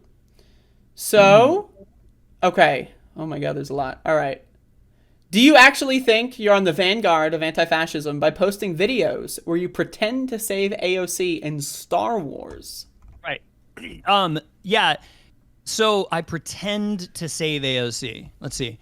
AOC was Princess Leia, right? In this psychedelic reimagined like metaphor for not me, us fest democracy parties. So to be clear, right? Star Wars, we're not talking about Ronald Reagan's program, Star Wars. No, we're talking about George Lucas's Star Wars. Okay, I've never seen it. Which is ridiculous. I mean, it's like cheesy as hell. I tried watching it on shrooms in Christmas, and it's very, you have to be, ketamine helps too. But anyway,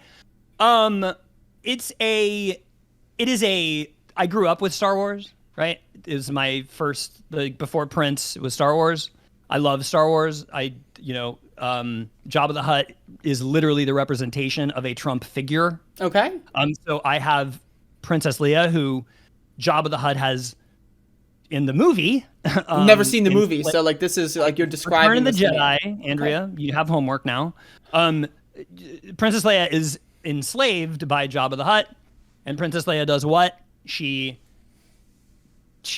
is the heroine of the story. She's heroin, like the drug, like the substance.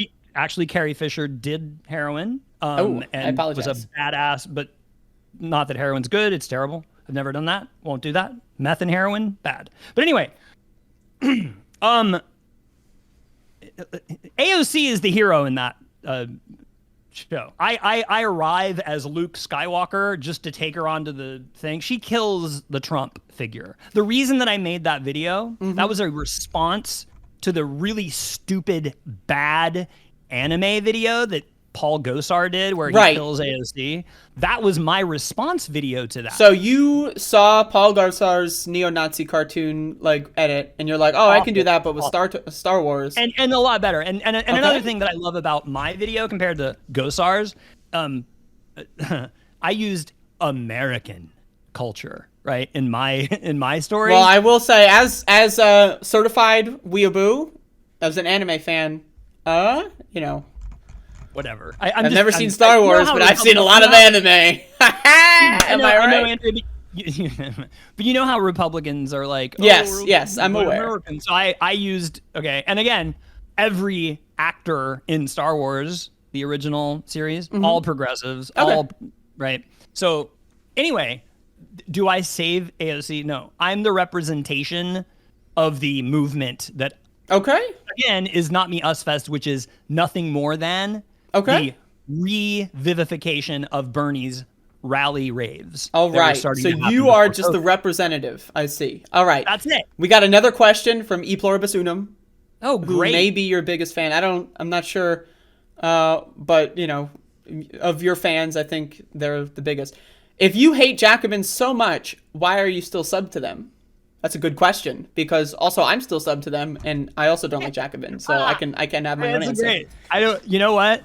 Because I don't, I'm not like OCD with everything I've subscribed to. Yes. I have all kinds of crap that I've subscribed to over the years that I used to like Jacobin. Like I used to think they were cool, like back when Michael Brooks was alive, right?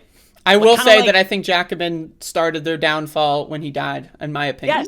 Yes, and lots of things started their downfall when he died. Sure. And once again, I was intrigued. I had a whole thing I was going to tell you about Rising. I was intrigued by Rising. We'll do the whole Rising thing later for sure.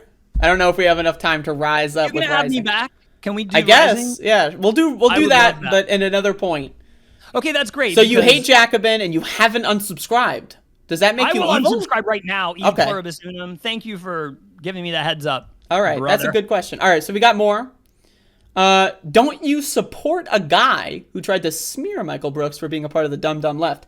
I don't know the veracity of those statements. Okay, Matt Dimitri, who I wrote a 17-tweet thread in defense of. Okay.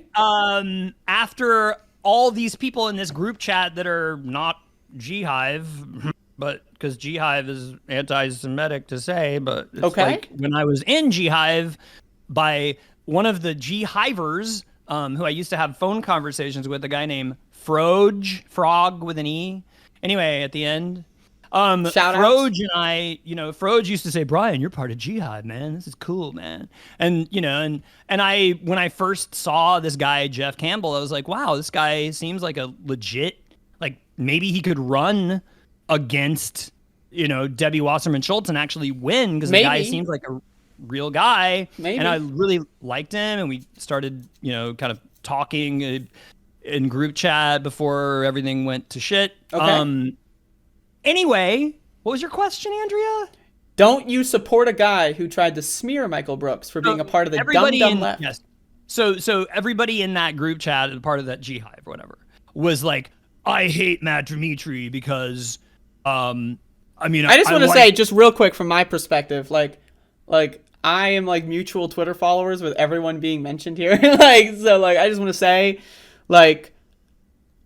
yeah, that's all, No, Matt Dimitri has problems sometimes. We can disagree. That's fine. Matt Dimitri, again, 17 tweet thread in defense you of defended Matt Dimitri from being because canceled. All these people in the group chat and all these people who have blocked me and hate me, including E Pluribus and all these people, like, would say this weird thing about him, like, well, I like that he does this stuff exposing Jimmy Dore and exposing, Max Blumenthal and Glenn Greenwald, but I hate him. He's a lib. He's just a lib. And it's like, what the hell are you talking about?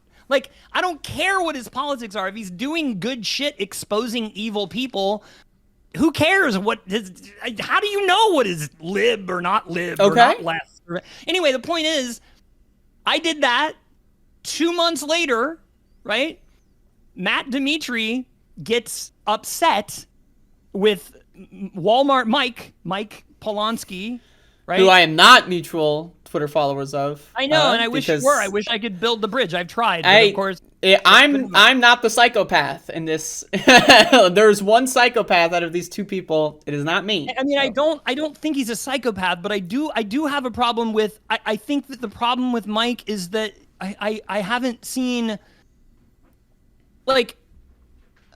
So anyway, so Matt Dimitri. Let me finish. That. Finish. So Dimitri goes, like, Mike is like going, and I was going, hey, this Russia thing, this is really looking bad. It's like they're building up. It looks like they're going to invade. And 2 days before the invasion, Dimitri said, Russia will not invade, guaranteed. Like, I know this. A lot of people made some really stupid takes. Me personally, I didn't know enough. I stayed out of that whole conversation. Like, I'm not Russia invading. I don't know. I started, but. And Andrea, to be clear, I had, in our DMs, I have been begging you, and begging a lot of people that are part of this Ghive for months and months. Am I part of the Ghive, would you say? No, you're not. I'm not part of it. Okay. I don't think you are. Well, I'm gonna see if I can renew my membership. I was begging, like, hey guys, listen to the lectures of this guy. It's really important, right? Of Timothy Snyder. And one Ghiver or whatever, Brett, did a whole tweet about me, like, oh, he has he has an altar to Joanne Reed and Timothy Snyder. And it's like, yeah, dude, now with hindsight, maybe reading about Putin and about Putin's ideology, that he's a fascist who, hold on, the best part of this book, Andrea, my favorite part, the most terrifying part, is what Putin did in 2005, right? When he dug up the corpse of Ivan Ilyin, the Russian fascist philosopher who died in Europe in the 50s, dug up, exhumed his corpse from Europe to give it a proper reburial in Moscow in 2005. Okay. And ever since then has mandated reading the philosophy of Ivan Ilyin in all of Russia's administrative positions, from the military to the government. So anyway, big revelations in that book. And then, of course, Alexander Dugin, who is still alive and who is the who is carrying on the tradition of Ivan Ilyin, and who, I was trying to tell these guys in G-Hive and girls, hi, Socialist Jackie, or whatever your name is now. I was trying to say, guys, read this guy's stuff. And they were, shit lib stuff, man. And it's like, okay, well, I mean, he sits on he's on the Committee of Conscience at the U.S. Holocaust Memorial Museum. But yeah, I guess that's just a bunch of shit lib nonsense. So, I mean, it's ridiculous, right? Okay, anyway. So let me see if I can piece this together. So Matt Dimitri is the person who apparently called Michael Brooks dumb. I disagree with that. I think Michael Brooks is not dumb. So if Matt Dimitri said that, I don't remember seeing that, but if he said that, I disagree with that. I think that's a stupid thing to say. But you defended him at one point in a different context. You didn't defend his statements. I defended him, actually, Andrea. I did defend him. I defended his prescience, right? Okay. Because so you said maybe he's got bad takes sometimes, but we shouldn't throw him out in the garbage can. Brooks? Or no, Dimitri? Yes. I defended Dimitri's prescience because the reason is because when I discovered, and I won't go too far, when I discovered Rising, I said to myself, wait, right-wing populism? How is that anything other than fascism? And then I said, but hold on. And this is during the campaign, 2019, when I discovered Rising. And I was like, this whole right-wing populism thing, I mean, sounds like Steve Bannon, who's clearly a fascist. Right. But this crystal ball has Nina Turner and Michael Brooks and Chuck Roca and all these leftists and Jank and all these people coming on their show and Michael Moore and kicking it with them. And nobody ever pushed back at Sauger, right? Everybody was like, yo, bro, yeah, no, the establishment's shit, in my opinion, just to be clear with my take, I think Sauger is a horrible human being. I have no respect for him at all. I have no respect for his career, and I have no respect for anyone that works with him. Thank you. That's my opinion. Why should you? So thank you.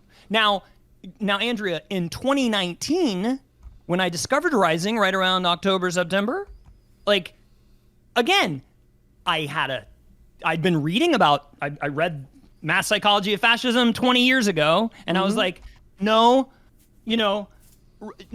right-wing populism is fascism, right? But what convinced me maybe to give it a shot and intrigued me about it was the great Michael Brooks, because I trusted Michael Brooks, just as I trusted the person who wrote the blurb. Yep. The invisible thing. Yep. The blurb. It's okay. Remember this one? Never read it. Remember that? I don't remember it. I've never read it. Of course you can't read it. It's a piece of shit. But if you look at the back here, who do we have that wrote the blurbs for it, saying it was a great book? I can't see. I'll tell you. It was Andrew Yang. Do we remember him? How could we possibly forget? This guy won't shut the fuck up. He was trending yesterday. Oh, who's the next name here? Oh, that's Tucker Carlson. He wrote a blurb. That's interesting. Okay, wait. What's this name here? Tulsi Gabbard. That's interesting. Oh, Andrea, you know this one. Your ski friend. Oh, Kyle Kulinski. Okay. Right? And who's this in the middle? I can't see. That's Nina Turner. Okay. So we got Nina Turner, the only righteous person out of 5, writing a blurb for the book called The Populist's Guide to 2020, A New Right and New Left Are Rising. Okay. What would it take for you to burn that book live on stream? I got to be outdoors. Okay, yeah. We'll save it. Satanic toxins. Save that for the next one when you come on to talk about Rising. So Andrea, to be clear about Dimitri, who what a petty little twat, right? Dimitri's petty? He's petty. He blocked me. Okay, so he blocked you. Wait, so you defended him. Oh, yeah. And then he blocked you. 17 tweet thread. 17! Whoa! Hey, baby. Because I said... That's crazy. All this stuff. I said, Dimitri, I mean, I loved Michael Brooks. He was spectacular. Rest in peace, the GOAT.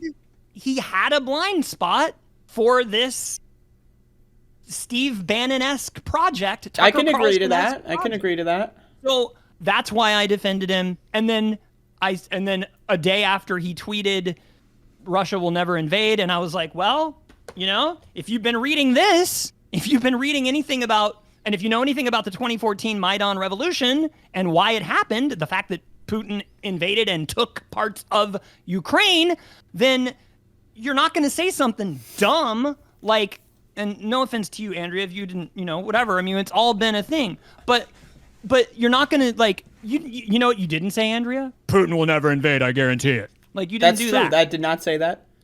Because you didn't know, right? And I had a hunch.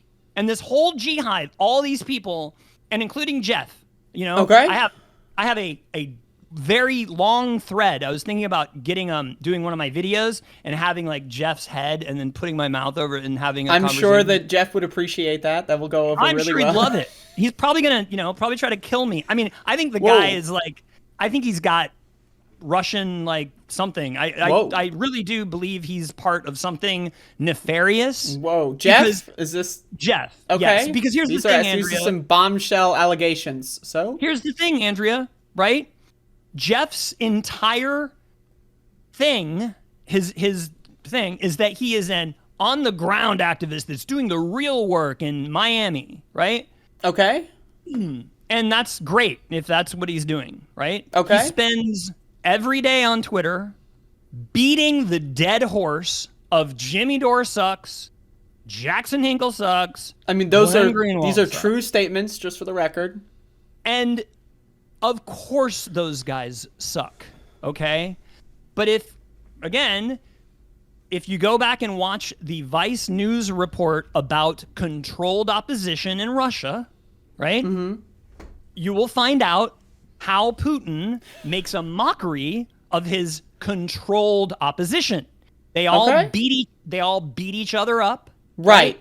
They all tarnish. Not Alexei Navalny, the actual guy. So let me just try to rephrase this for the audience. So Jeff is a part of a conspiratorial network because he doesn't like Jimmy Dore. Is that true? No. That's not it. Okay, that's not it. That's not it. All right. It's here's what it is, right?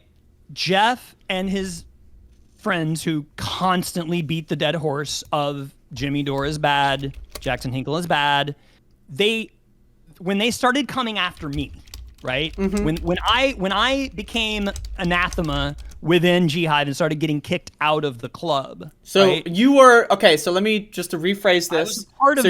You were on the phone with G-Hive administrators. You were deeply involved. Yeah. Okay, so you were part of the G-Hive network. Yeah.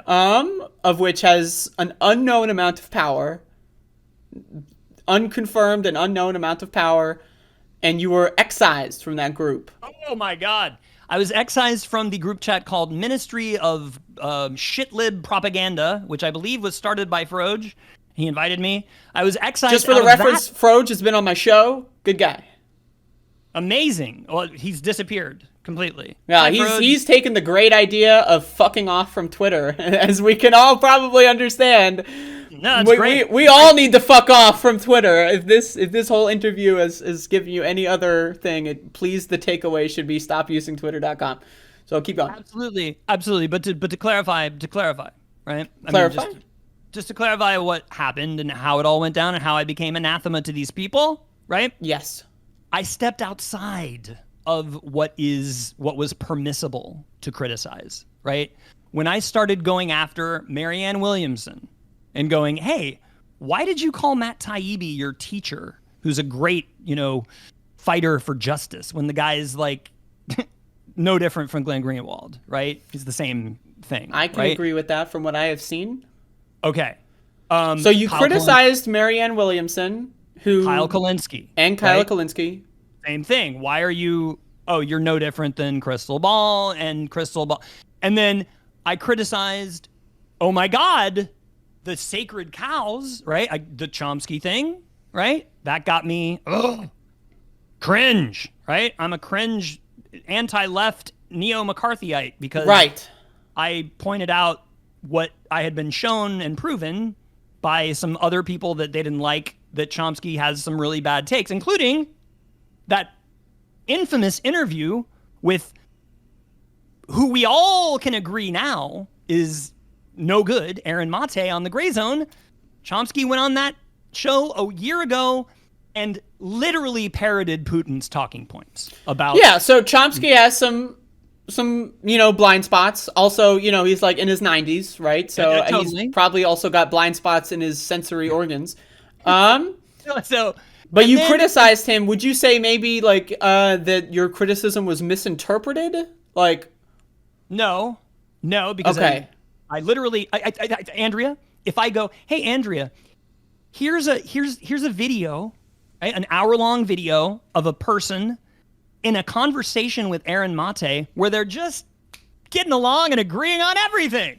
Would you go, well, I would be curious. I would definitely be curious. Yeah, watch it. Okay. And then what they'll do is go, well, he didn't say anything not true. And it's like, no, he just said all the things that Putin says about NATO. Right? So, and is NATO perfect? No. But as you pointed out yesterday, is it better than a fascist, theocratic, authoritarian nightmare? Yeah, a little bit better. Yeah. So Chomsky, and then would you like to real quick, like, what did Chomsky say exactly that you would classify as Putin's talking points? Real quick. Oh my God. Like, just give me one example. Give me one. It's basically everything you said yesterday, the opposit, right? So okay. So what was he saying? NATO is an expansionary. It's led by a nefarious U.S. Encroaching on Russia's former territory and all this shit. And it's like, no, Stalin and the Soviet Union, unless you're a tanky, we can just go back to the Hungarian... I mean, yeah, it's very clear that a lot of these post-Soviet states don't want anything to do with Russia. With them. Why would they? Exactly. I mean, right. They're I mean, for people like you, people like me... People like me. Trans, whoa. weirdos, canceled. Hold on. Like me. People like... You people? Did I just get you? Oh my God. People. Oh, if any part of this has to go viral on Twitter, it's that part. Oh my God. So anyway, there's Chomsky, and then the last two, Andrea, let me just finish. Okay. Sirota. You think Dave Sirota, co-writer of Don't Look Up, is... Dave Sirota... canceled. You know what he could do? He could steal my idea. Hi, could. David. Steal my idea, since you have all those connections to all those cringy liberals in Hollywood who acted in your movie, right? The cringy liberals. Steal my idea. Okay. And go to Leonardo DiCaprio and Kate Blanchett and whoever else. All of those guys, Meryl Streep, and go, hey, this asshole that I hate on Twitter has this great idea about how we can save democracy and defeat fascism by starting Not Me, Us Fest democracy parties, which are literally nothing more than the revivification of Bernie's So you want Dave Sirota to fucking steal it, man. Okay. Go to your friend Adam McKay. Go to all these people who have the resources and have the connections to make this thing go.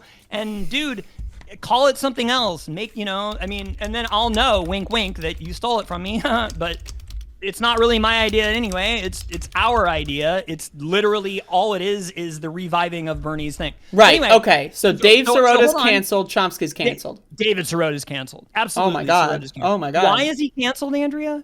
Because he is a corporate partner with Crystal and Sagar. And people go, well, he doesn't, Jeff.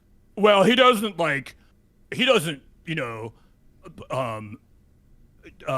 it's not like he's repeating right-wing talking points. So, okay, let me just nail this down. So your criticism is that him going on there is legitimizing the platform to a degree that you disagree with. You don't like the idea that Sagar is being platformed anyway.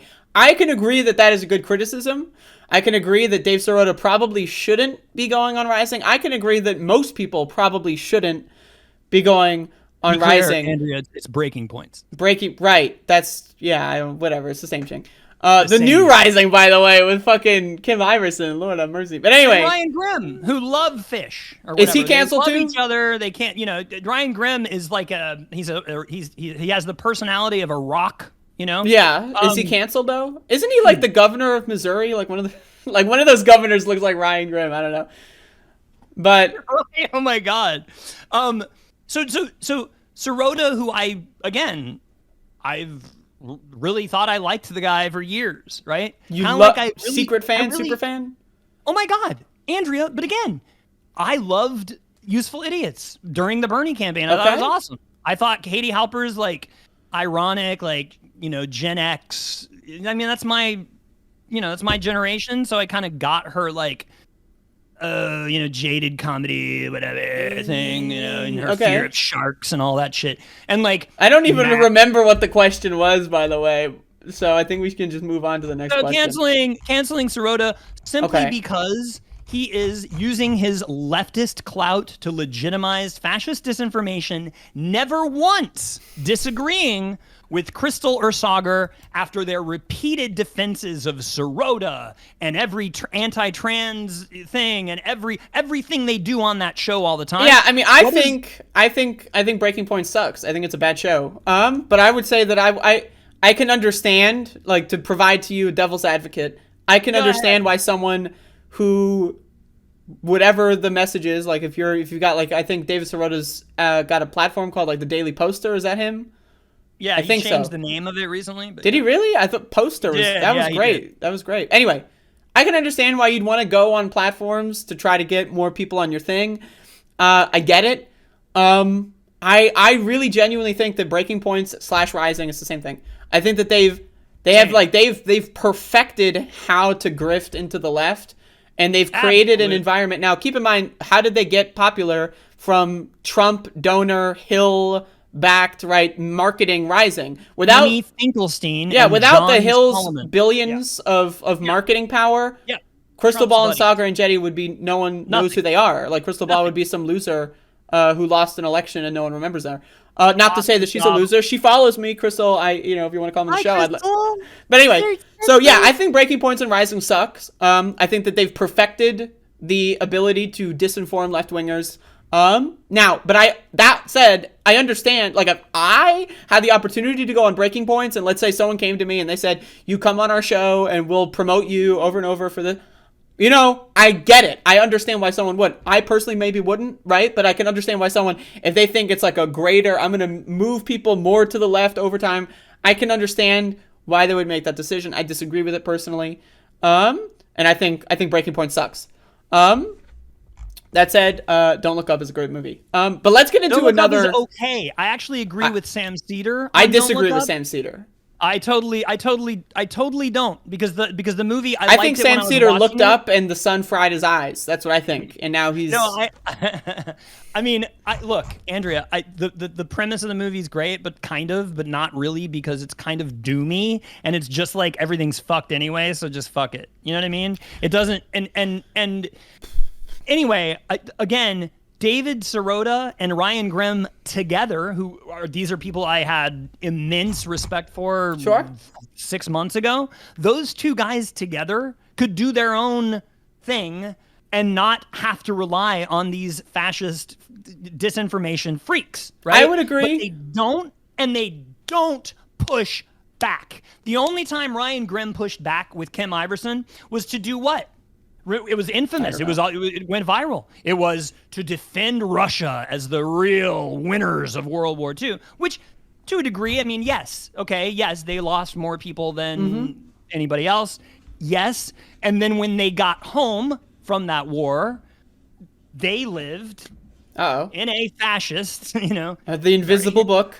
They lived in a fascist dystopian hell, where all dissent, actual leftist dissent against authoritarianism, was imprisoned and murdered, and you were murdered for it. So right.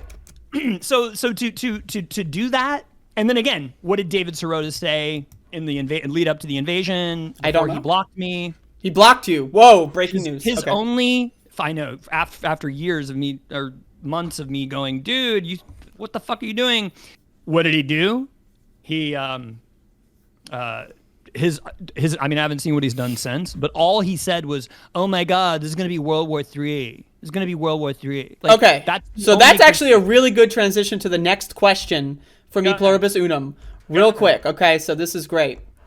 So is it true that you left the DSA because the DSA was anti-war? Is that true?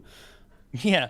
I am a Woody Guthrie leftist. Okay. Woody Guthrie has a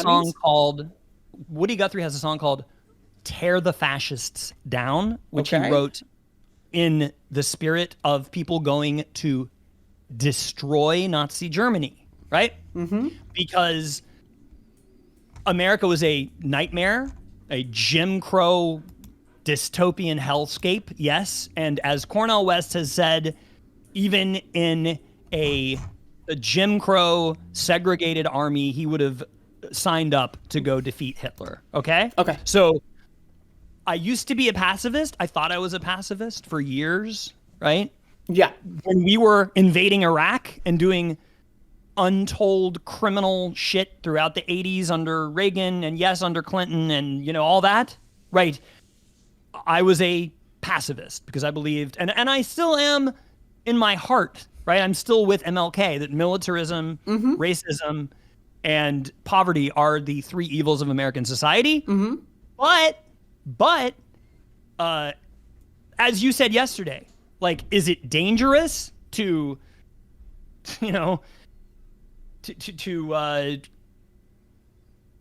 defend yourself against a fascist? Yes, it is. It's dangerous for NATO to defend itself against a monster who wants to come and eradicate,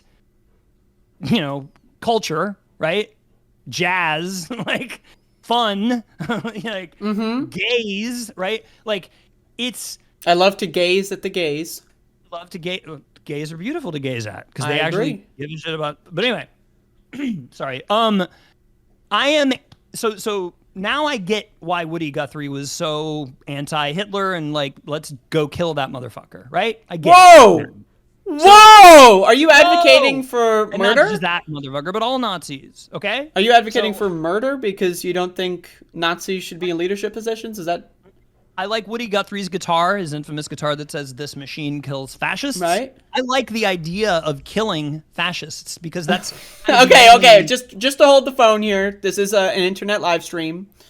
We are bound by the YouTube terms of service. Not literally. I mean in Roblox or whatever. What do you guys do? Minecraft. Like you want to defeat them in the marketplace of ideas. You think that they should lose their leadership positions and we should vote them out of power. Is that correct? Absolutely. Okay. Absolutely. Now, but again, in the context of World War II, Woody Guthrie became not so much a pacifist because he was like, oh, okay, these people are evil. They're creating the conditions that are creating genocide. So we need to do something about it. And the only way to defeat that is to... So let me get this straight. So the DSA, which is being described in this question, is anti-war. Anti-war. What you are saying is you disagree with their position that... I do. Like that. I do. So now, would you say I was a DSA member. Hold on. Uh-oh. Where's my card? My card. Hold the phone. Okay. Hold the phone. I was a DSA member, baby. All right? Oh. My card with my name on it. Brain. Okay? I loved DSA. I loved them because I saw burn down the house or tear down the house or whatever with AOC. That's when I signed up. I was a... Yes. Okay, so, but their statement is that, their statement... They want to stay out of it or whatever, and No, they want to have diplomacy with a fascist. And it's not... And you disagree with that? You can't do that. No. Not that I disagree. It cannot be done. It's been tried over and over again. Okay. It can't be done. And if the DSA, if the D means anything but duped, if it actually means democratic socialism rather than something like, I don't know, national socialism, then the DSA should be interested in protecting democracies and aligning with democracies. not perfect democracies, mind you. There are no perfect democracies. There are, however, perfect autocracies, right? I'm very into the idea of aligning with allies around the world. So, but let's just boil this down real anti-fascist. quick because we are running out of time. I know. You've kept me on for an additional hour, Thank but that's you. okay. Love this. I'm Thank you. having a great used to my time. voice. But anyway, okay, so I personally, my opinion is I think it's a really bizarre thing to say that anyone who thinks that Putin is bad and that like we should like I don't know like what is the diplomacy with Putin? Just like carve up Ukraine and sell people out that live in Ukraine? I mean, if that's like if it's easy for you to say if you don't live in Ukraine that oh yeah we should just carve up Ukraine and give some to Putin because he said so. That's a little easy to say. I wouldn't say that that's pro-war. I would say war takes two sides, right? Typically, wars happen when there are belligerents and people defend themselves against them. Oh. Yes. So I would say that disagreeing with DSA's statement on diplomacy doesn't necessarily make you pro-war. I mean, you know, I disagree with the DSA, but I also never joined the DSA because I just never joined the DSA. Why join the DSA when I could work on an actual campaign or do something else? But anyway, so let's move on to another question. Oh my God, there's so many. Okay. Don't you change your opinions on podcasters every 5 or 6 months? I change my opinions on everything all the time if there is new evidence or that makes me rethink and recalibrate my position. Yeah, so Rising is a perfect case in point. Katie Halper's a perfect case in point. So you're saying you can have a certain opinion on someone and that over time your opinion on them changes based on new events and information. Is that correct? So if because that's crazy. Andrea, I've never heard that before. Wait, so if you, Andrea, to go back to the critics of you, right? Right. If you all of a sudden started coming on here and wearing MAGA hats and I can do it if you want. If you pay me, right? But like started literally going, actually, I think we should maybe do what Dorr and Brianna Joy Gray and Rania Khalid and Katie Halper say, like, maybe we should, or Chris Hedges, right? Said infamously to Kyle Kulinski and Crystal, the cute couple, the KKK. I called it the Kyle and Crystal clan. But that what was Chris Hedges' answer to like Kyle's question, which was something like the only thing we need, like the only path to victory is to unite with the right or some shit. Right. Yeah, just some like. And Kyle set the question up, going, "So how do you think we should unite with the right, like the left? Should you?" I was like, he just fed him and he's like, "There is no left in America." Yeah, that was definitely cringy. It's not cringy. It was fascist. But I mean, yes, cringy too. But Andrea, yes. Did I have hope in Brianna Joy Gray in September of 2019 that she was going to be like that? I was looking forward to voting for her maybe one day in New York. Absolutely. Sure. And then what did she do? And then she forced the vote. She forced the vote, and the vote was whether or not to mention Virgil Texas's name, even though he's on the title of the show. So, okay, so now me personally, I don't think that it's a problem when you change your opinion on someone. But I will say, let me ask you a tough question. Let's get tough. God. So continue to scratch your chin, because you're gonna have to be thinking a lot here. So would you say it's possible that maybe your enthusiasm for your opinions is somehow misinterpreted on Twitter?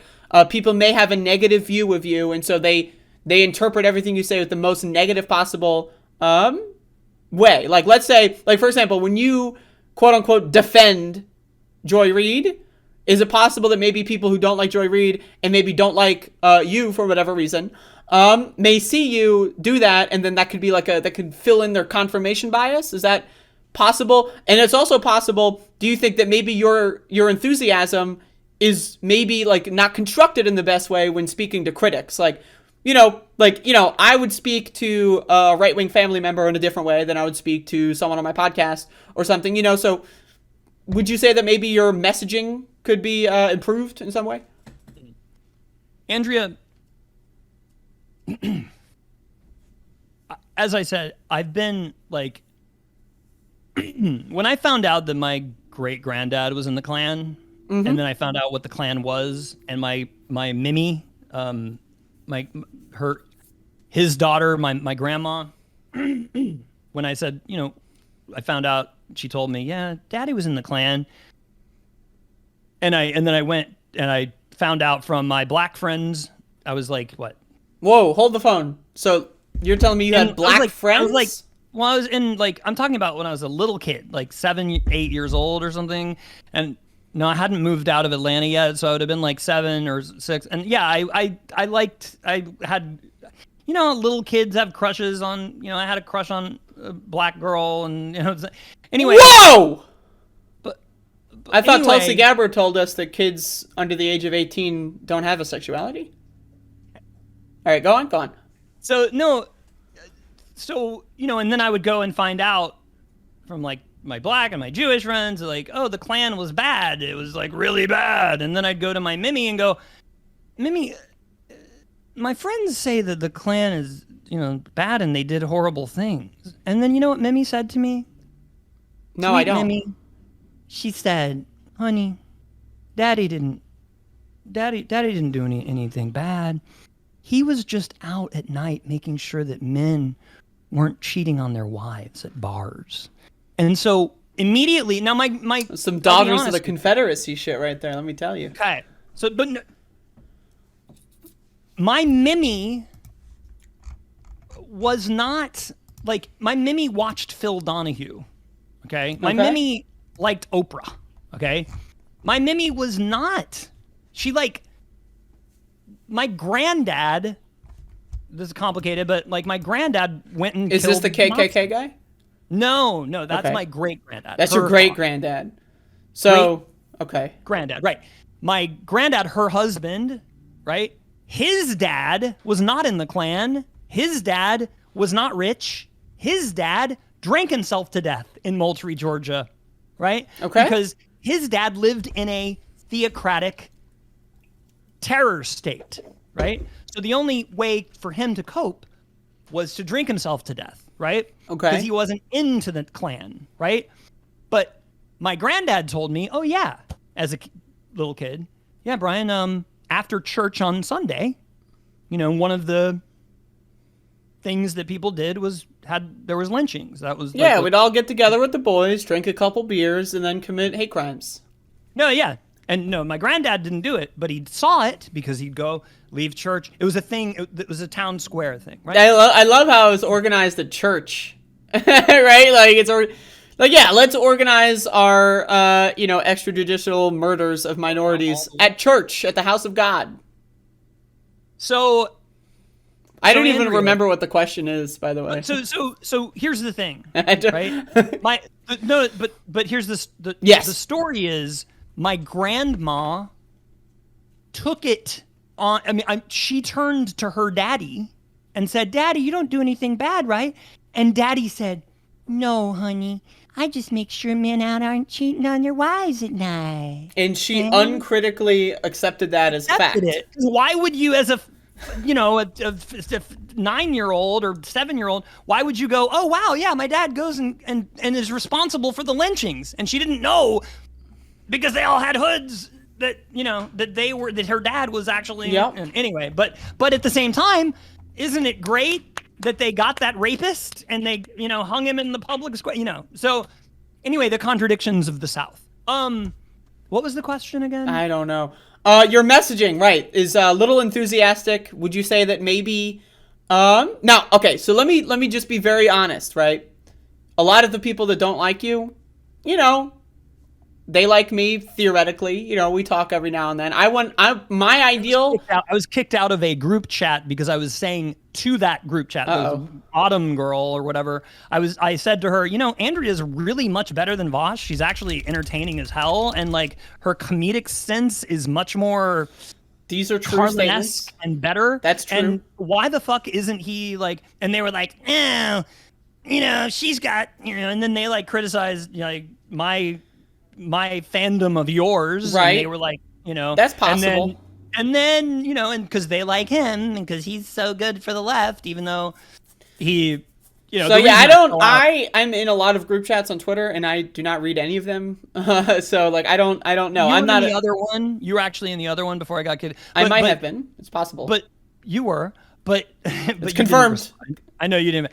But again, Vosh loved him, and then who did Vosh introduce me to? The most after like his brilliant debate with socialist MMA and stuff. And like his big like, oh, I'm anti Nosbol, man. I'm the defender of the real left. Okay. And then who does he doesn't mention you after I send multiple super chats. But and who that's does he? The problem. But who does he do a 2-hour drunken TP USA Charlie Kirk stream with? Oh, Shoe on Head, who. Infamously went on Rising and talked about how normal everybody was at January 6th and who's been saying we need military parades in an unironic way and who's basically all the way fascist now. So you got kicked out of a group chat for saying that I'm awesome? Saying that, you're that really better than Vosh. And that's true. That's a true statement. They took offense to that. And because I was, standing you so hard and shilling for you, and it's like, no, dude, which you should be doing. Everyone, and honestly, I will say this: everyone should copy Brian's enthusiasm and use it for me and only me, and promote me everywhere. Not that, Andrea, be a little humble. Okay? I will not be humble. I will. Okay, so but my opinion though is I want everyone to be friends. That's the ideal scenario. I do personally. Too. Whenever I read.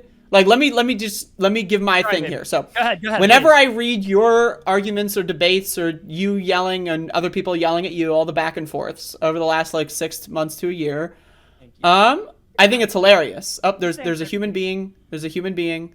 Sorry. Oh, I wanted Disco Is that Ball water? to say hi. Is there water in there? There's another human. Sorry. No, it's my wife, Disco Ball, but she doesn't want to be on camera. Okay, that's fine. And is that water? Ahead, is that like a spirit of some kind? My wife. No, in your hand. Oh no, yeah, it's water. Okay. It's too early to start drinking. Okay, well, okay, so my opinion is I think almost every argument people have on Twitter is stupid. Like, so that, not including you or anything. Hello? Hi! All right. She's shy. Go ahead. It's all good. All right. Someone just, like with the phasing of the green screen, it looks really funny. But anyway, I think 99% of Twitter arguments are dumb. I think 99% of the time, if people argue on Twitter, assuming that they have similar politics, right? Like we're not talking about like arguing with like Nazis or TERFs or something. I think if people just talked on the phone, like everything would be fine, right? So my opinion is I think that Twitter is a bad website. I think that it convinces people to hate each other that otherwise shouldn't. And I think it's a two-way street. So I think that, there's a lot of things is that, my opinion is like water under the bridge. Like people need to get over like this, stupid shit. Oh, you disagree with you or harassing me and this and that. Like my opinion, everyone needs to be friends. Everyone needs to chill the fuck out. Like, should you like be tagging people randomly? Some people don't like that. I can understand why someone wouldn't want to be tagged randomly because they follow someone online. That, I get why it's annoying. I get it, right? So, but also, does that make you a terrible person? Because you tagged someone online and said, how do you feel about David Sirota? Does that make you terrible? No. Can it make you annoying? Yes. Could people construe this as harassment? Maybe, if it happens too much. But at the end of the day, I don't think any of this matters. I really genuinely don't think any of this matters. I don't think that, like the idea of harboring grudges against someone for, like, harassing people online is, I think the whole thing's overblown. I think that it's just overblown, and I think we can all work on how we communicate with each other. I think that you could definitely work on how you communicate with each other, right? Because, the big criticism that I've seen levied at you that I tend to agree with is that when you do tag people randomly, it's hard to follow the context, right? And so keep in mind, most people when they're on Twitter, they're not on Twitter to do homework, right? So when they see you tagging them, It's just their first instinct is going to be like, oh, why is this guy tagging me, right? And so that's going to paint how they're not going to look at what they're not going to follow the 15 quote tweets. They're not going to follow the links. They're just going to see, why is this guy tagging me? They're going to notice this guy tags me a lot. They're annoying. I'm going to block them, right? And is that like maybe a problem? Sure, right? But also, it's just Twitter is really bad at how it communicate. Like, people try to do so many different things on Twitter that it's not made for. You know, like, sometimes I log on Twitter when I'm doing drugs, like, and I'm like, oh my God, like, I just doom scroll and I'm thinking like, these are all real people and they're like all, you know, and sometimes I'm on Twitter, like, you know, when I'm not doing drugs and like I'm getting involved in Twitter fights because it's entertaining sometimes, right? So I don't know, people are on Twitter for a multitude of different reasons. You never know someone's mood when they're on Twitter, right? So, you know, and I'm used to getting a bunch of notifications, right? So like I'm used to having, every time I check Twitter, my notifications being at the 20+ symbol, and I just scroll through and ignore most of them. I'm sorry. But most people aren't, right? So like if they get notified by you and you're like sending 5 tweets about David Sirota and they're like, I don't fucking care. You know, I get why that would turn people off. I get it too, Andrea. And let me just say that I am deeply concerned about the pipeline that David Sirota is an inherent part of now, and Ryan Grimm. And every time Amy Goodman had Chris Hedges on 5 days ago talking about how tragic it was that he lost all of his wonderful RT bullshit on YouTube. And David Feldman had Lee Camp on and almost sucked his, you know, like, whoa, you're just so good. You're so good. Lee Camp is he's a Kremlin. He's been paid by the Kremlin for however long he's been on RT, right? I don't know who Lee Camp is, I must say. Lee Camp is a comedian he was the anti-establishment Jon Stewart of RT America, who like did all this, you know. RT trash the whole time. Trash. You want to know about RT? Read The Road to Unfreedom. Okay. All right. We will talk more about RT in another segment, though. But I know. I'm just saying. Like, yes, you have valid concerns, right? And I'm very concerned about the fascist pipeline from Tucker Carlson to the left. Okay. Right. And that pipeline, Tucker just said yesterday or Sunday on his Sunday show that his best friend is an Indian American who's more patriotic than anyone he knows. Who might that be? His best friend. Who is it? I mean, Sagar worked with him for 4 years. Sagar goes on his show frequently. Is Sagar Indian? Yeah. Oh, okay. You know? Anyway. All right. So. But anyway. Yeah, I think that one of the things that I think is vital to your project of, you know, bringing culture and politics together is meeting people where they are. And, you know, a lot of people on Twitter, when they're scrolling Twitter, they're not in the mindset where they're able or capable to intake new information, right? So it's like when you know, post things to people, they're not in the mindset to learn, oh, what is this partnership about? let me find out more, right? It's like when you sit down. Andrea? Should I just do that on a show like this? I mean, yeah, I think if you did it on a show, maybe it would be a better. I don't know. I honestly. Soon, so stand. Whoa, there's a show coming today on Getting Down. You're doing a show. I'm gonna start doing a streaming thing. Yeah. Oh shit! I gotta go on your show then. Please. Are you kidding me? That's like. I am kidding. I will boycott your show. No, I'm just kidding. Anyway, so yeah, so most people, like, if you sit down and read a book, right? You are in the mindset. You place your brain in the position where you are wanting to learn new information. When people go on Twitter, I'd say most of the time people go on Twitter when they want to do the exact opposite. Like, they just want to dunk on someone. They're just there, like, they're in that fight mindset when they're on Twitter. There may be like they're drunk or they're, you know, smoking weed and they're just like wasting time, or like, you know, they're not in that mindset where they're wanting to learn, right? And Andrea, so hold on. I'm holding on. I just want to slightly push back because I don't think that's entirely true.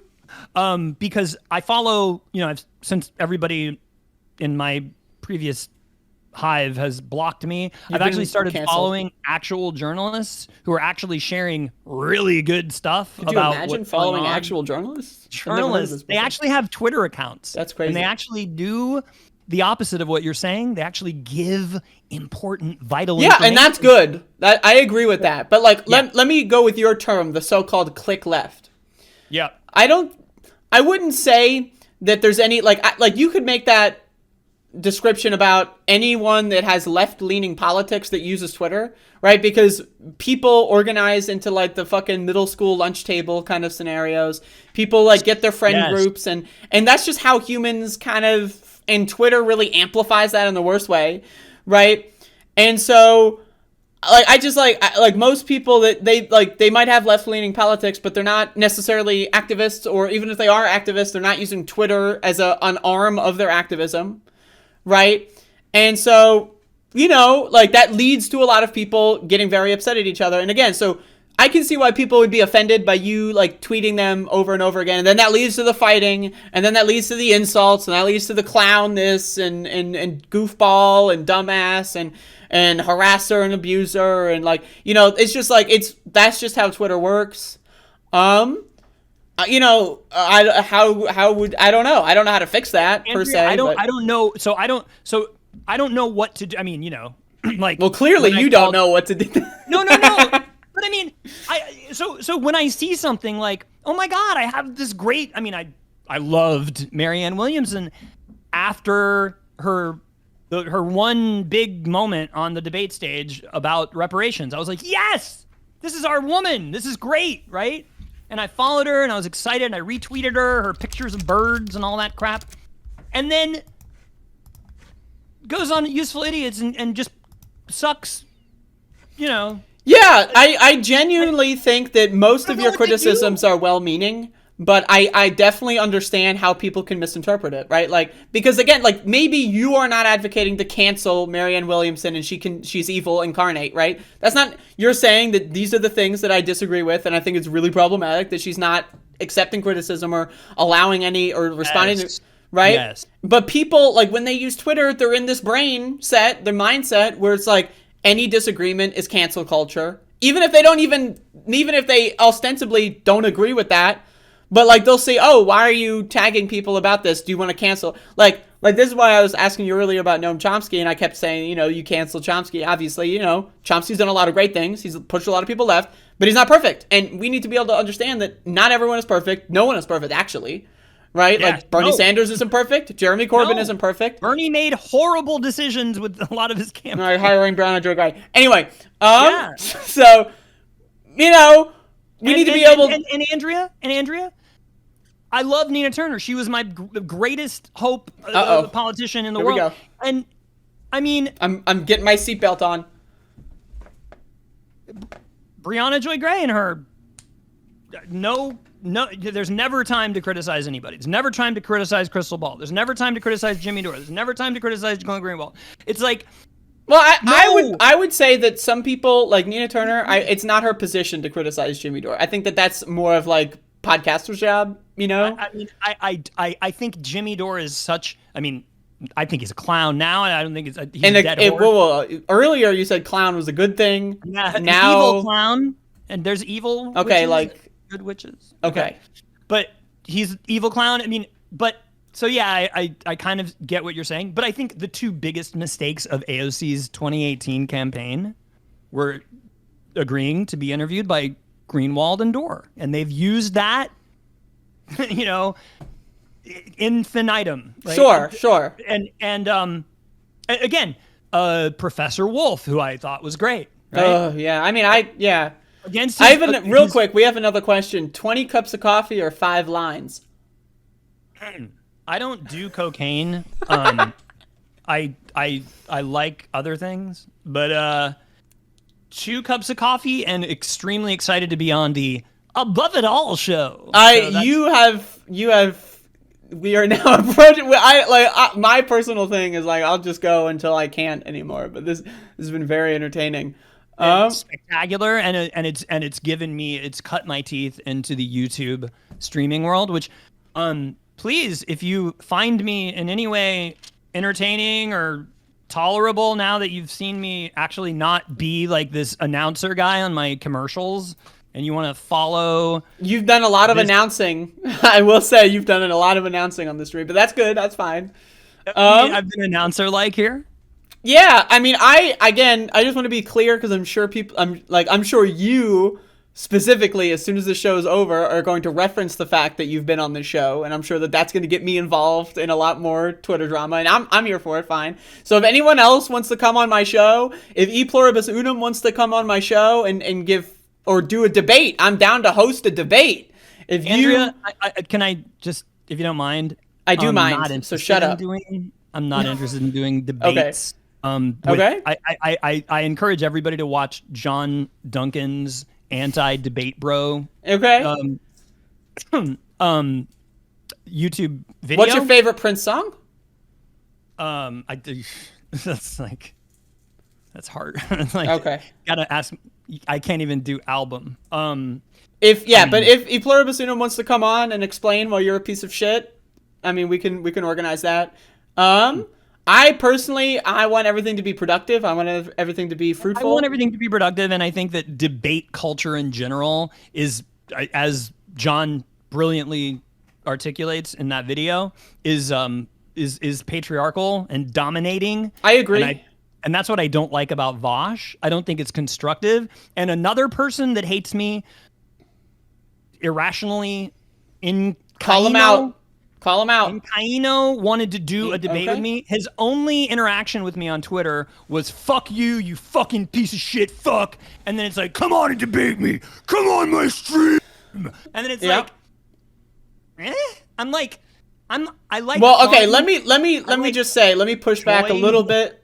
I'm gonna like shove you a little bit. Look at this. I'm shoving you to the, okay. I would say if you are going to be tagging people, right, and trying to like start this conversation about things, about like breaking points and rising and what your problems with Ryan Grimm or David Sirota are, I think that in my opinion, you should definitely be able to and willing to engage in a dialogue about them. That said, debate culture as it's typically stylized is pretty horrible, so I get that. But I would say maybe offer to do like an off-stream conversation on the phone, see where that goes. And let me say to you, can I say to you something about how can I give you constructive criticism? No, you cannot. Okay, go on. I'm going to anyway. You are, again, all the criticism of you being, like from people that I do respect greatly, that you don't like because, you guys, I mean, the criticisms about your past 5 years ago and beyond are as relevant to me as the criticisms about Joy Reid's past. It's about the fact that Benjamin Dixon had you on after your 150th day of protesting for Andrew Brown. Like I think that's de-radicalizing, and I think until you my opinion, let me just because I'm sure this is going to be clipped. In order to de-radicalize, you need to be radicalized. I mean, like, being a really horrible fucking shit poster, like, edgy, like, trying to be funny person is not the same thing as going out and lynching people or killing people. Like, have I made really stupid, awful jokes because I thought they were funny at the time? Maybe. I watched a lot of George Carlin when I was a teenager. I made a lot of really stupid jokes. I also voted for Bernie in 2016, right? I've also been a socialist, as far as I can remember. Making really horrible jokes or, like, saying things that someone donated a message for. Like, that doesn't make me a fucking radical, like, fucking super evil person. Anyone saying that's a fucking moron and they're lying. So in order for me to be de-radicalized, I need to be radicalized to begin with. I'm sorry. I mean, like, again, if they want to come on my show and have a conversation, that's fine. I'm willing to have them on my show. If someone was recording when me and my leftist friends in Seattle were watching Chappelle Show and doing the couch thing, like, then that would get me canceled. right? Yeah, I mean, Now- my opinion is my quote-unquote haters, I think, are mostly stupid. Also, note, where is a lot of this information coming from that they've decided to cancel me for? It's coming from Kiwi Farms, a neo-Nazi website that has doxed me, stalked me, swatted me, tried to kill me on several occasions, and that's their source for all of this information. So in my opinion, they can go fuck themselves. But if they want to come on my show, if they want to, like, ask me about these things, I'm down to have a real, honest dialogue about this stuff. I've never been afraid of it. I've mentioned it several times. I've talked about it in depth. It's not like a secret. I mean, you can't offer a stronger silver platter for people to come on and talk to you about it. And that's the problem, is like, people I was like, wow, we're really connecting here. My friend. And like, they've stopped talking to me now. Yeah, I mean, in my opinion, they're just... live really close to me. And I was like, let's hang out. And they're like, sure, man. Yeah. And then like, they disappear. And then it's like, they're dumb. Well, I mean, it's just that simple. They're dumb. Like, I don't know. Do I agree with a lot of their takes? Of course, because they're making great points. But if all you do is make great points about how shitty everyone is, and you do not have a joyful, hopeful, it's the same mentality of let's become terminally unpopular, because if we try to move anyone on anything, then we'll lose everything. I mean, like, it's just dumb. It's dumb. Blew his brains out. Right? I mean, it's because, he's a sellout. All that bullshit, right? Sure. No, he's a human being that got popular because people liked his thing, right? Mm-hmm. And like, it drives people to despair, and I mean, there are all kinds of other reasons for Kurt. But, you know, it's again, my when I got involved in alternative radio, it was like at the beginning of the Nirvana wave, and it was like Tribe Called Quest, and it was all diverse, and it was like Arrested Development was with the grunge, and it was all this like cool thing. We have a lot of pushback in the chat that you will not name your favorite Prince song. You're gonna have to come up with something. I mean, okay, I guess it's Purple Rain, because that's the song, like, every time, when Biden won and Trump lost, that was the song that I did the 18-minute live one when my wife and I did Molly and, ran all over Brooklyn, and, so I guess Purple Rain, but then again, it's kind of like sad. So, but I guess life is sad. Just give me 5 Prince songs. Name 5 so that people know you're a serious Prince fan. Go. I mean, just 5. Give me 5 songs. You don't know 5 songs? Of course I do. Then name them. Doesn't need to be your favorites. I mean, but it's like, okay, I gotta you gotta prove it. I like deep cuts, Okay. I like Erotic City. Okay.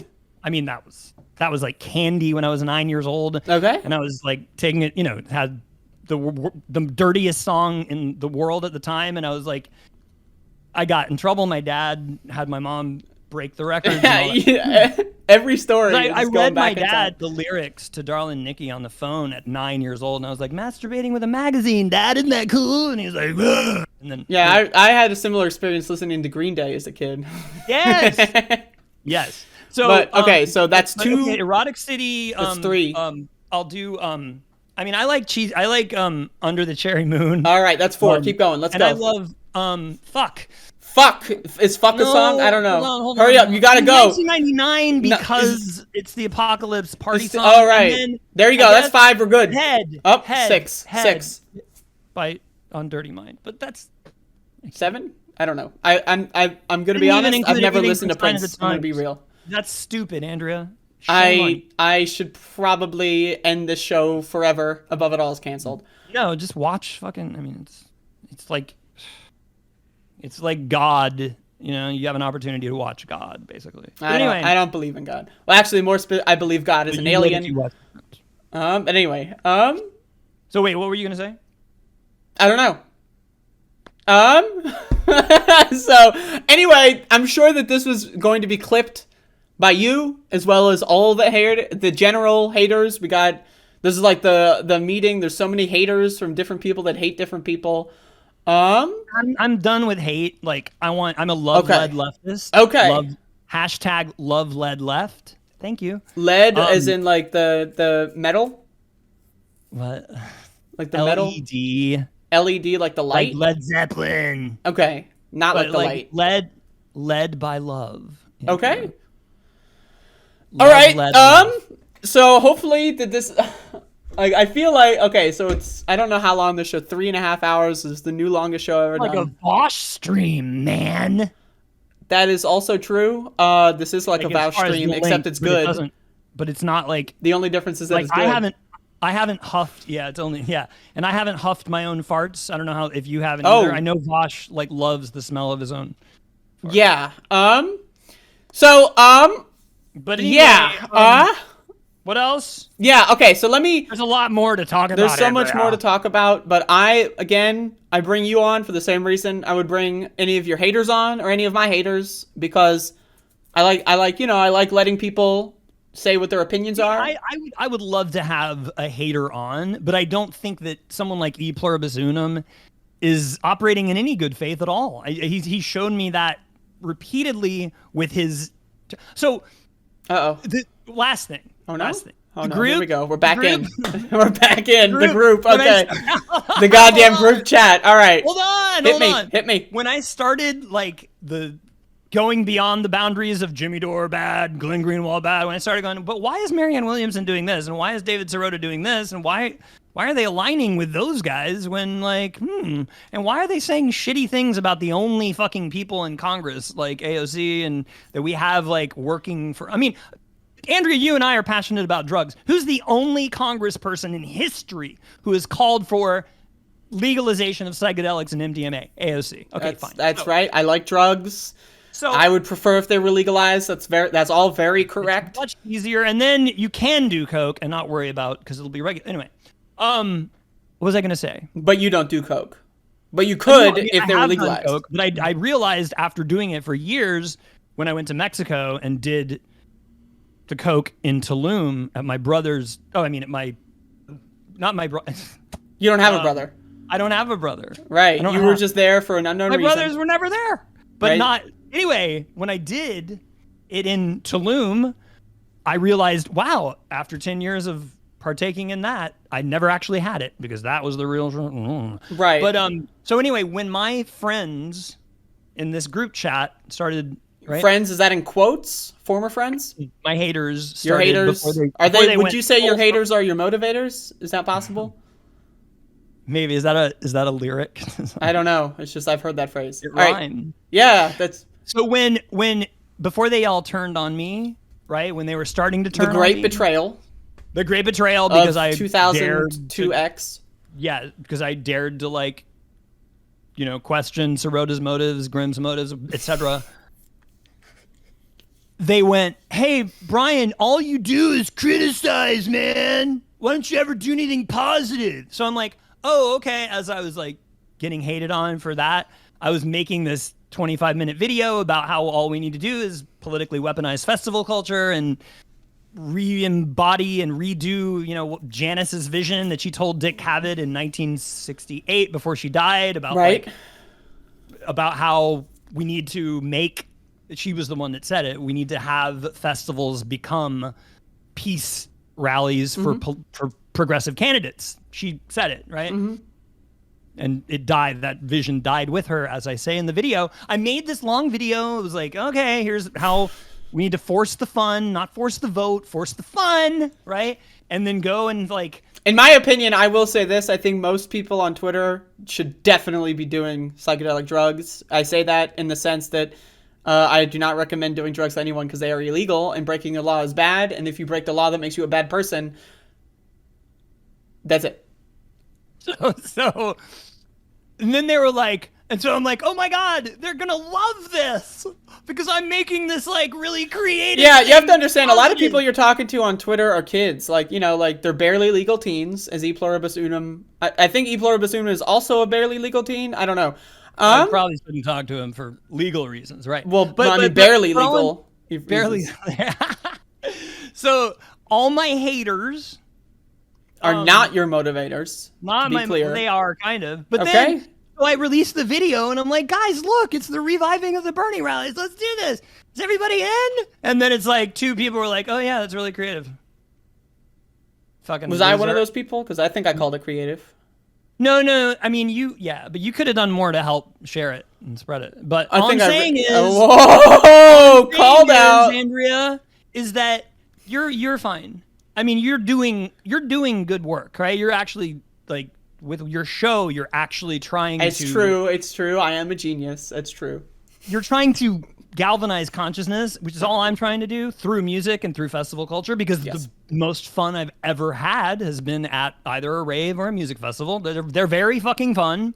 And then I make this video, and then I get no one does anything. Jeff's like, oh my God, you're like Star Wars videos, like sexualizing AOC.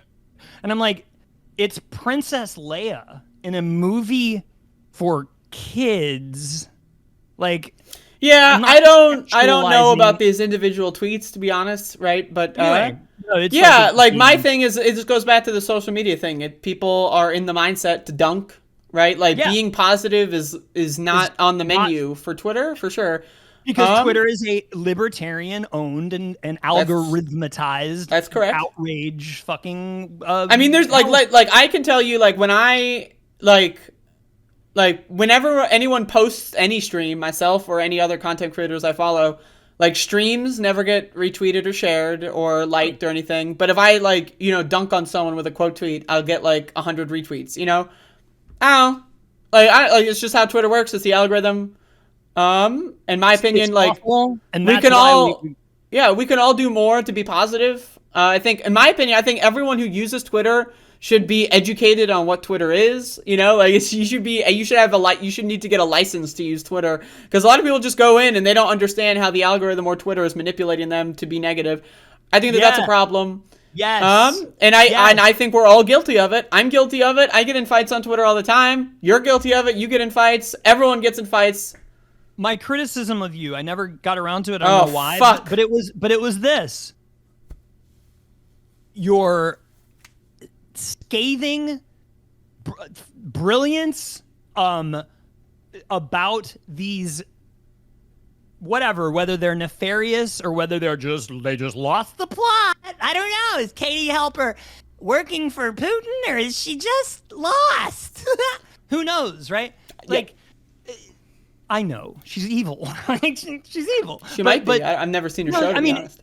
Okay, patterns. If there's a pattern that's a consistent pattern of evil behavior, where you're like shitting on AOC and like never criticizing Putin, right? Then that's no.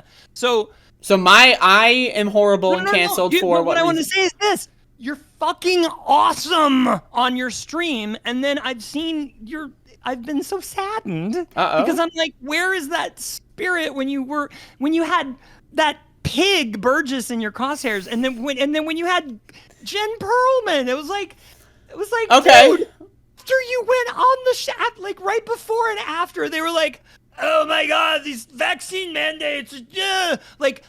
I will say, in regards to the Burgess, we respond to criticism on this show. I've been criticized, I've been canceled, and I need to defend myself and my honor.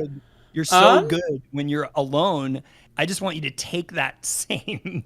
Okay, yeah. So Burgess, I got Burgess on the show. To be honest, my goal with having him on the show was I wanted him to change his mind. Maybe that was naive. Probably was. I went through a lot of hoops to get him on that show. There was a 6-month saga that is now continuing, by the way, of trying to get him on my show. I apologized to him for all of my transgressions. He accepted my apology. And now he's going on other shows trash talking me, saying that like he secretly didn't accept. So I was not aware of that. If I was aware of that, I would have behaved differently. As far as Jen Perlman is concerned, if she had said what she said about vaccines when I was on the show, I would have not, I would have responded, obviously. But also, That's one thing everything she says is cringe. You don't watch her. So right, that's right, I don't watch her. Why would you? When she brought me on the show, she was very complimentary of my talking about food. And so what I did was I just got hyped up talking about how everyone is dumb and doesn't know how to eat food. I know. So, I love the fact that you talk about food and you talk about gaming. I don't do gaming. It bores the shit out of me, but it's cool that you like it. I'm into techno, whatever. But the point is, like, I like that you're diverse. It's not just like, true. I mean, I love Anna, Who's Anna? But Kasparian, I mean, all that. But those guys, it's like, it's like, dude, like, do something else. You need something. You need to do something else. I agree. I mean, I think that the idea that gaming culture is so right wing, I think is pretty horrifying. Yeah. Like going back to the reason why I'm canceled, right? Like, to me, when I was getting into like gaming culture, I thought people were just joking around. Like, I thought, oh shit, these, it's like George Carlin style edgy humor. And then all these people, like 2016 comes around, and all these people, or 2015 when Trump announced, and they're all like, oh, we love Trump, and I'm like, what the fuck? So, I think that that's strange, and I think people that are really good at politics should be whatever they like, because everyone has a hobby, everyone has something that they engage. No one just talks about politics all the time. People watch movies. I think if you watch a movie, I started doing a movie review series because I watch a movie and I talk about it, right? So wonderful. And I've gotten people that have like come to my show. Oh, hey, I saw your review of Beyond the Black Rainbow or whatever. That's a movie. And I didn't know you do a politics show, and I was, that's cool. And that's how I do that with video games, and I try to engage. I think more people need to do more things. I agree. Anyway, oh, hold on. Oh, we're back in. No. Right. This is not a criticism. We're back in. No, we're not. Yes, I'm saying oh shit, Andrea, I just lost my train of thought. Oh my god. Oh, no. But I was something what were we talking about right before that?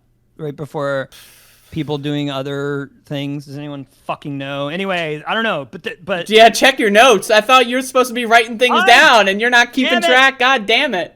You have so many notes. You need a fucking bookmark to mark the book. So, yeah. So another thing, Andrea, that bothers me about me, not you, but okay. This not you, about, me. Okay, hold on. Not wanting to, rub any feathers or whatever. Like, what's the word? Or pat someone backward. What is it where you get upset people?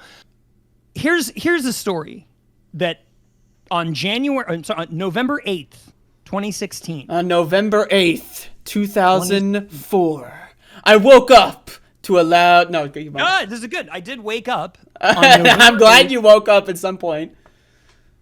On November 8th, 2016, I woke up, and that was back when I was on Facebook, the first picture I saw on Facebook. Okay? Oh, no. The night after the monster won. Okay? Was a picture of a baby girl that may or may not be related to me, right? A brand new baby girl with the caption above it, God bless America, from a person that was probably a woman, right? And my reaction, I didn't even think about my reaction. You were chemicals reacting to stimuli. Your free will has evaporated. My free will was God made me go immediately and did the comment section. Baby girl, 2016. Her parent voted for the monster. Woman voted for the monster. Posting a picture of a baby girl saying, God bless America. I said, grab him by the pussy. That was like the only thing I could respond. That was the only way I could respond. Did you hear that, Andrea? Did you hear what I said in the comments? You are fucked up in the head. You have some disease. The reason I did it is the same reason I made that cringe-tastic Ted Cruz video, right? It's not fun. It's not pleasant. It's grotesque. It's awful. But that is the reality that we're living in. And much like Carlin's humor, some of it wasn't very funny, right? Sure. And he would talk about men, big old patriarchal guys, and he said what they need is a festival for those guys where they all go to a pit at a football stadium and they all fight it out into the last breath. Yeah, they just beat the shit out of each other. Yeah, the last guy and shoots their head and kills him. I would say like that would be fun to watch if they were all Republicans. But so you are depraved. What I'm saying is you have a mental illness. Go on. That kind of spirit of anti-fascism right? Of comedic, like, okay, if you're gonna have people legislating in Tennessee to marry 10-year-old girls, right? And then you're going to at the same time say that 10's actually the maximum. You know? Yeah, right, right. That Ketanji Jackson is a pro pedophile, then you deserve to be trolled with something disgusting. I mean, I will say, you know, maybe that's not the best thing in the world at that time to say. That said, yeah, troll the fuck out of him. I mean, if you vote for Trump, like, I remember this. Okay, let me tell you my story. Now it's for me to go on the 15-year-long tangent. So when I was doing canvassing work for Bernie Sanders or the primary, I knocked on someone's door, and they told me that they're a Pete Buttigieg supporter, and that they could never dream of voting for Bernie Sanders. And I asked them why, and they said, because I have children, and they slammed the door in my face. And I will never forget that. It makes no sense to me, right? No sense whatsoever, right? So, I don't know, people weaponize children for, like, the dumbest thing in the world, you know, all the time. So, I mean, I don't know if you're making a shitty joke. Maybe it's not the most appropriate thing in the world, but also, does everyone need to... About when I said the comment about yes, which you don't need to repeat. In my head, here's what my brain did. It went, oh, when that child is 7 or 8, and then they find out that their mother voted for a guy who said and put out into the world in private conversations about what he really thought that, well, if you're famous, you can do it. Then I mean, I would say, like, signal to the child that, oh, well, if a rich man is famous, I'll let him do whatever to me. Yeah, and I mean, I like, honestly, let's go into this one. This actually, because your potentially former friends canceled me for saying this, because in their mind, this is proof that I have not de-radicalized. In their mind, was I made a tweet once when I was drunk and I was making controversial statements, and I said that Trump supporters should not be allowed to have kids because if you are a Republican and you are parenting at all, that's going to necessitate that you're brainwashing a child and being abusive. They said that made me like a Nazi or something because I'm against parenting of Trump supporters. Now, obviously, I don't think that we should go into homes and steal people's children because they vote for Republicans. What I'm saying is, you're a bad parent if you vote for Republicans and you have a kid. You are sending the wrong message to your kid. You're a bad parent, and that's child abuse. And that made me a Nazi. In your friend Pirate's opinion, that made me a Nazi to advocate for that. So that's why I think he's stupid. But anyway, that is silly. Because, but that, Andrea, that is the, how do we, and this is something that Chomsky never answered, never had an answer for. Chomsky once again canceled. Chomsky, unfortunately, and a lot of and Medea Benjamin and Code Pink, they don't have an answer for what do we do if another Hitler rises, or if Trump gets elected again and decides to balkanize the U.S. and pull a Hitler on New York City or some shit, right? Okay. Like, they don't have an answer for how you defend yourself against just real quick. Fascist I've aggressor. tried to get Chomsky on my show. I sent him an email. I got no response. So I'm not sure. I've asked him for the same thing when I did by the way, I have 3 podcasts from 2020 that are very produced with my first one's about neoliberalism. My second, and which John of course you subscribe to. You're a shitlib. And because actually, I kind of realize I'm a little bit of a Keynesian. Keynes was what came before neoliberalism. His economic model of a social, economic liberalism, and then neoliberalism replaced it. Milton Friedman's brainchild. And anyway, that is the first one. The second one's about it's a conversation with my anarchist professor, Pete Knutson, who's a fisherman and teaches. He's a fisherman. Taught for years. On November 5th, 1973, I woke up and I spoke to a fisherman, and I told him this is pretty much. He's a great. I mean, it's funny to listen to it because it's back in 2020 when he was like going, Brian, RT is pretty good. And I was like, no, I mean, sure? people get duped. It happens. Well, I know, and now he's like, I think he kind of, but anyway, and then the third one was with the professor of print studies at Jackson State University, the amazing C. Lee McGinnis. What I want to do on my show, by the way, Andrea, is I want to amplify the voices of all these amazing people in the arts and academia who we never hear from. I'm an academic artist. Or an academic artist. Well, it's the same thing.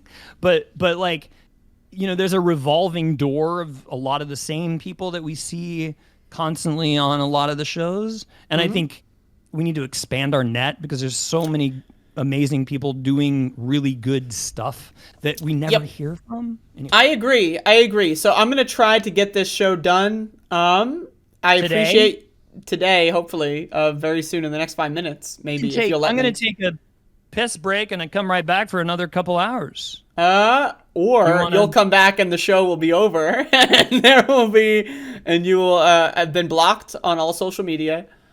There's no, she almost is like some materializing going on.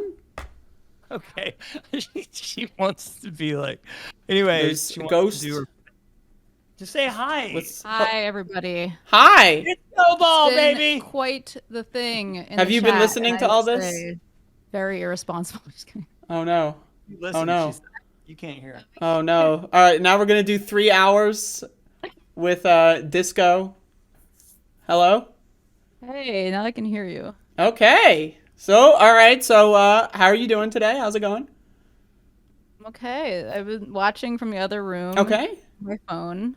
Been very interesting. Also cleaning. This is very entertaining. I hope that you're having a good time.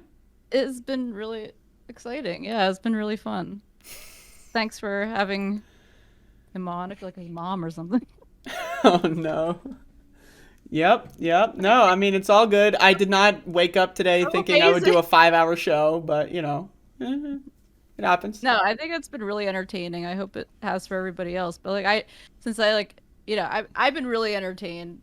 But it's like I already know everything he's thinking, so I'm like, I already know everything he says. Sure.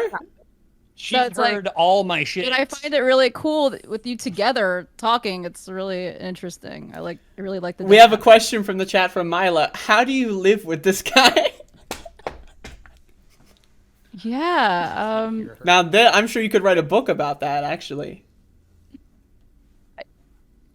Yeah. Oh, there we go. It's all good. Very carefully. Anyway, we're about to go. Andrea. Okay. I missed that. I'll have to get that on the replay. But get the hell out of here. Get the hell out. Okay. Beautiful thing, and let's get Not Me Us Fest democracy parties started all over red and purple states to defeat fascism and save democracy. What are they? Oh, they're roving. We're roving. They're roving voter registration drives and rallies to elect progressive candidates. Okay. That are basically the revivification of Bernie's Not Me Us parties that were becoming indistinguishable from festivals. So since everybody on Coachella is on our side politically, whether they're cringy liberal or like super based leftists, they're all on our side. We got to fight fascism. We got to get rid of it. And apparently the Democratic Party is just what we've always known it is. It's a feckless, horrible, tragic thing, and still light years better than the fascist alternative. So you Cardi B, you Dolly Parton, and you George Clooney, and you George Soros, should come on my show and give the movement, the fun festival movement, take it out of the capitalist fucking oil-drenched claws of fucking Philip Anschutz, the evil billionaire who owns Coachella and 65% of the night venues across the country, and make it by us, for us, right? Right. Actual progressives that want to defeat fucking fascism and save America. Okay, thank you so much. Okay. All right. Thank you, and have a good day. Okay, you too. Bye. All right. Okay. You can just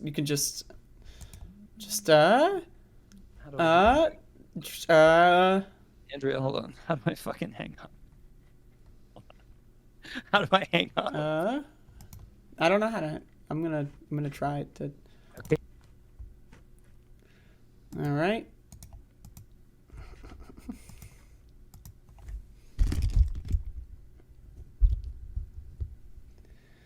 I had a lot of fun with that. Thank you for Brian for coming on the stream. I know we didn't get to everything, but that was very entertaining. Very entertaining indeed. I can guarantee you, that today's show will yield some very funny results online. So I'm looking forward to that. That's going to be fun. I know, it's I tried my best. It was very fun. And I genuinely think that the idea of the roving festivals is a good idea. It's a great idea. I would go as far as to say it's a great idea. I think that messaging is an important thing that Brian definitely needs to work on, but everyone needs to work on it. So it's no cancellation. But I did not anticipate doing a 4-hour show, so I would like to say thank you all for watching. It was pretty fun. I enjoy getting involved in drama. I must say, I enjoy getting involved in drama. And if anyone wants to come on to refute anything that Brian has said, feel free to come on. That's great. And I think, Mila, your core question of whether or not he thinks Corbyn is an anti-Semite was answered. So, there you go. But anyway, tomorrow, Cooking with the Bitch, new episode, 11:30. Tomorrow, I will not be doing a 4-hour show. Tomorrow, I'll be doing an 1.5-hour show, and then we'll be sliding right into Cooking with the Bitch. Tomorrow, I'll be doing another Doom stream at 2 p.m. Eastern Time. Yeah, so again, just to reiterate my opinion on the Twitter drama. I think everyone takes themselves way too seriously. Everyone has cult brain on Twitter. Everyone has dunk brain, myself included. I dunk people on Twitter all the time. Maybe sometimes I shouldn't. And sometimes I'll look at my tweets when I'm, later on, and I go like, did I really say that? I think everyone does it. I think everyone in general needs to calm down. That's my opinion. I don't know. It's all good. I think everyone should be happy. Is that attainable? Probably not. But what are you gonna do? But I definitely understand the idea of answering every question with where you woke up on January 18th, 1974. Because oftentimes when I answer questions, I look back to the past and want to relitigate my entire life. So, it was fun. I enjoyed it. I had a good time. I think that's the most important thing. I think Brian's videos are good. Are they great? Are they fantastic? Are they going to save the world? No. But, it's good entertainment. I like trolling right-wingers. That's fun. I think more people need to do so. Yeah, there you go. I don't know. E pluribus unum in the chat. Thank you for watching. I don't know when the last time you watched my show was, but thank you for watching. This may be the first time. I'm not sure. But thank you for watching. If you have anything you want to say in the chat, I'll read it. Oh, right. There's a channel. Fuck. Yeah, just, here's the Twitter. All the other links will be found there. 666 followers. Brian has 666 followers on Twitter. Is he the devil? We'll be going into that in the next interview that I'm sure will happen. Is he the devil? Maybe. It's possible. It's definitely possible. YouTube can be found here. Boom. Boom. Boom. So, I've been holding in a very intense bladder-related pileup of excess liquids in my body that needs to be dealt with. So I'm gonna get the fuck out of here. Thank you all for watching, and that's all I got.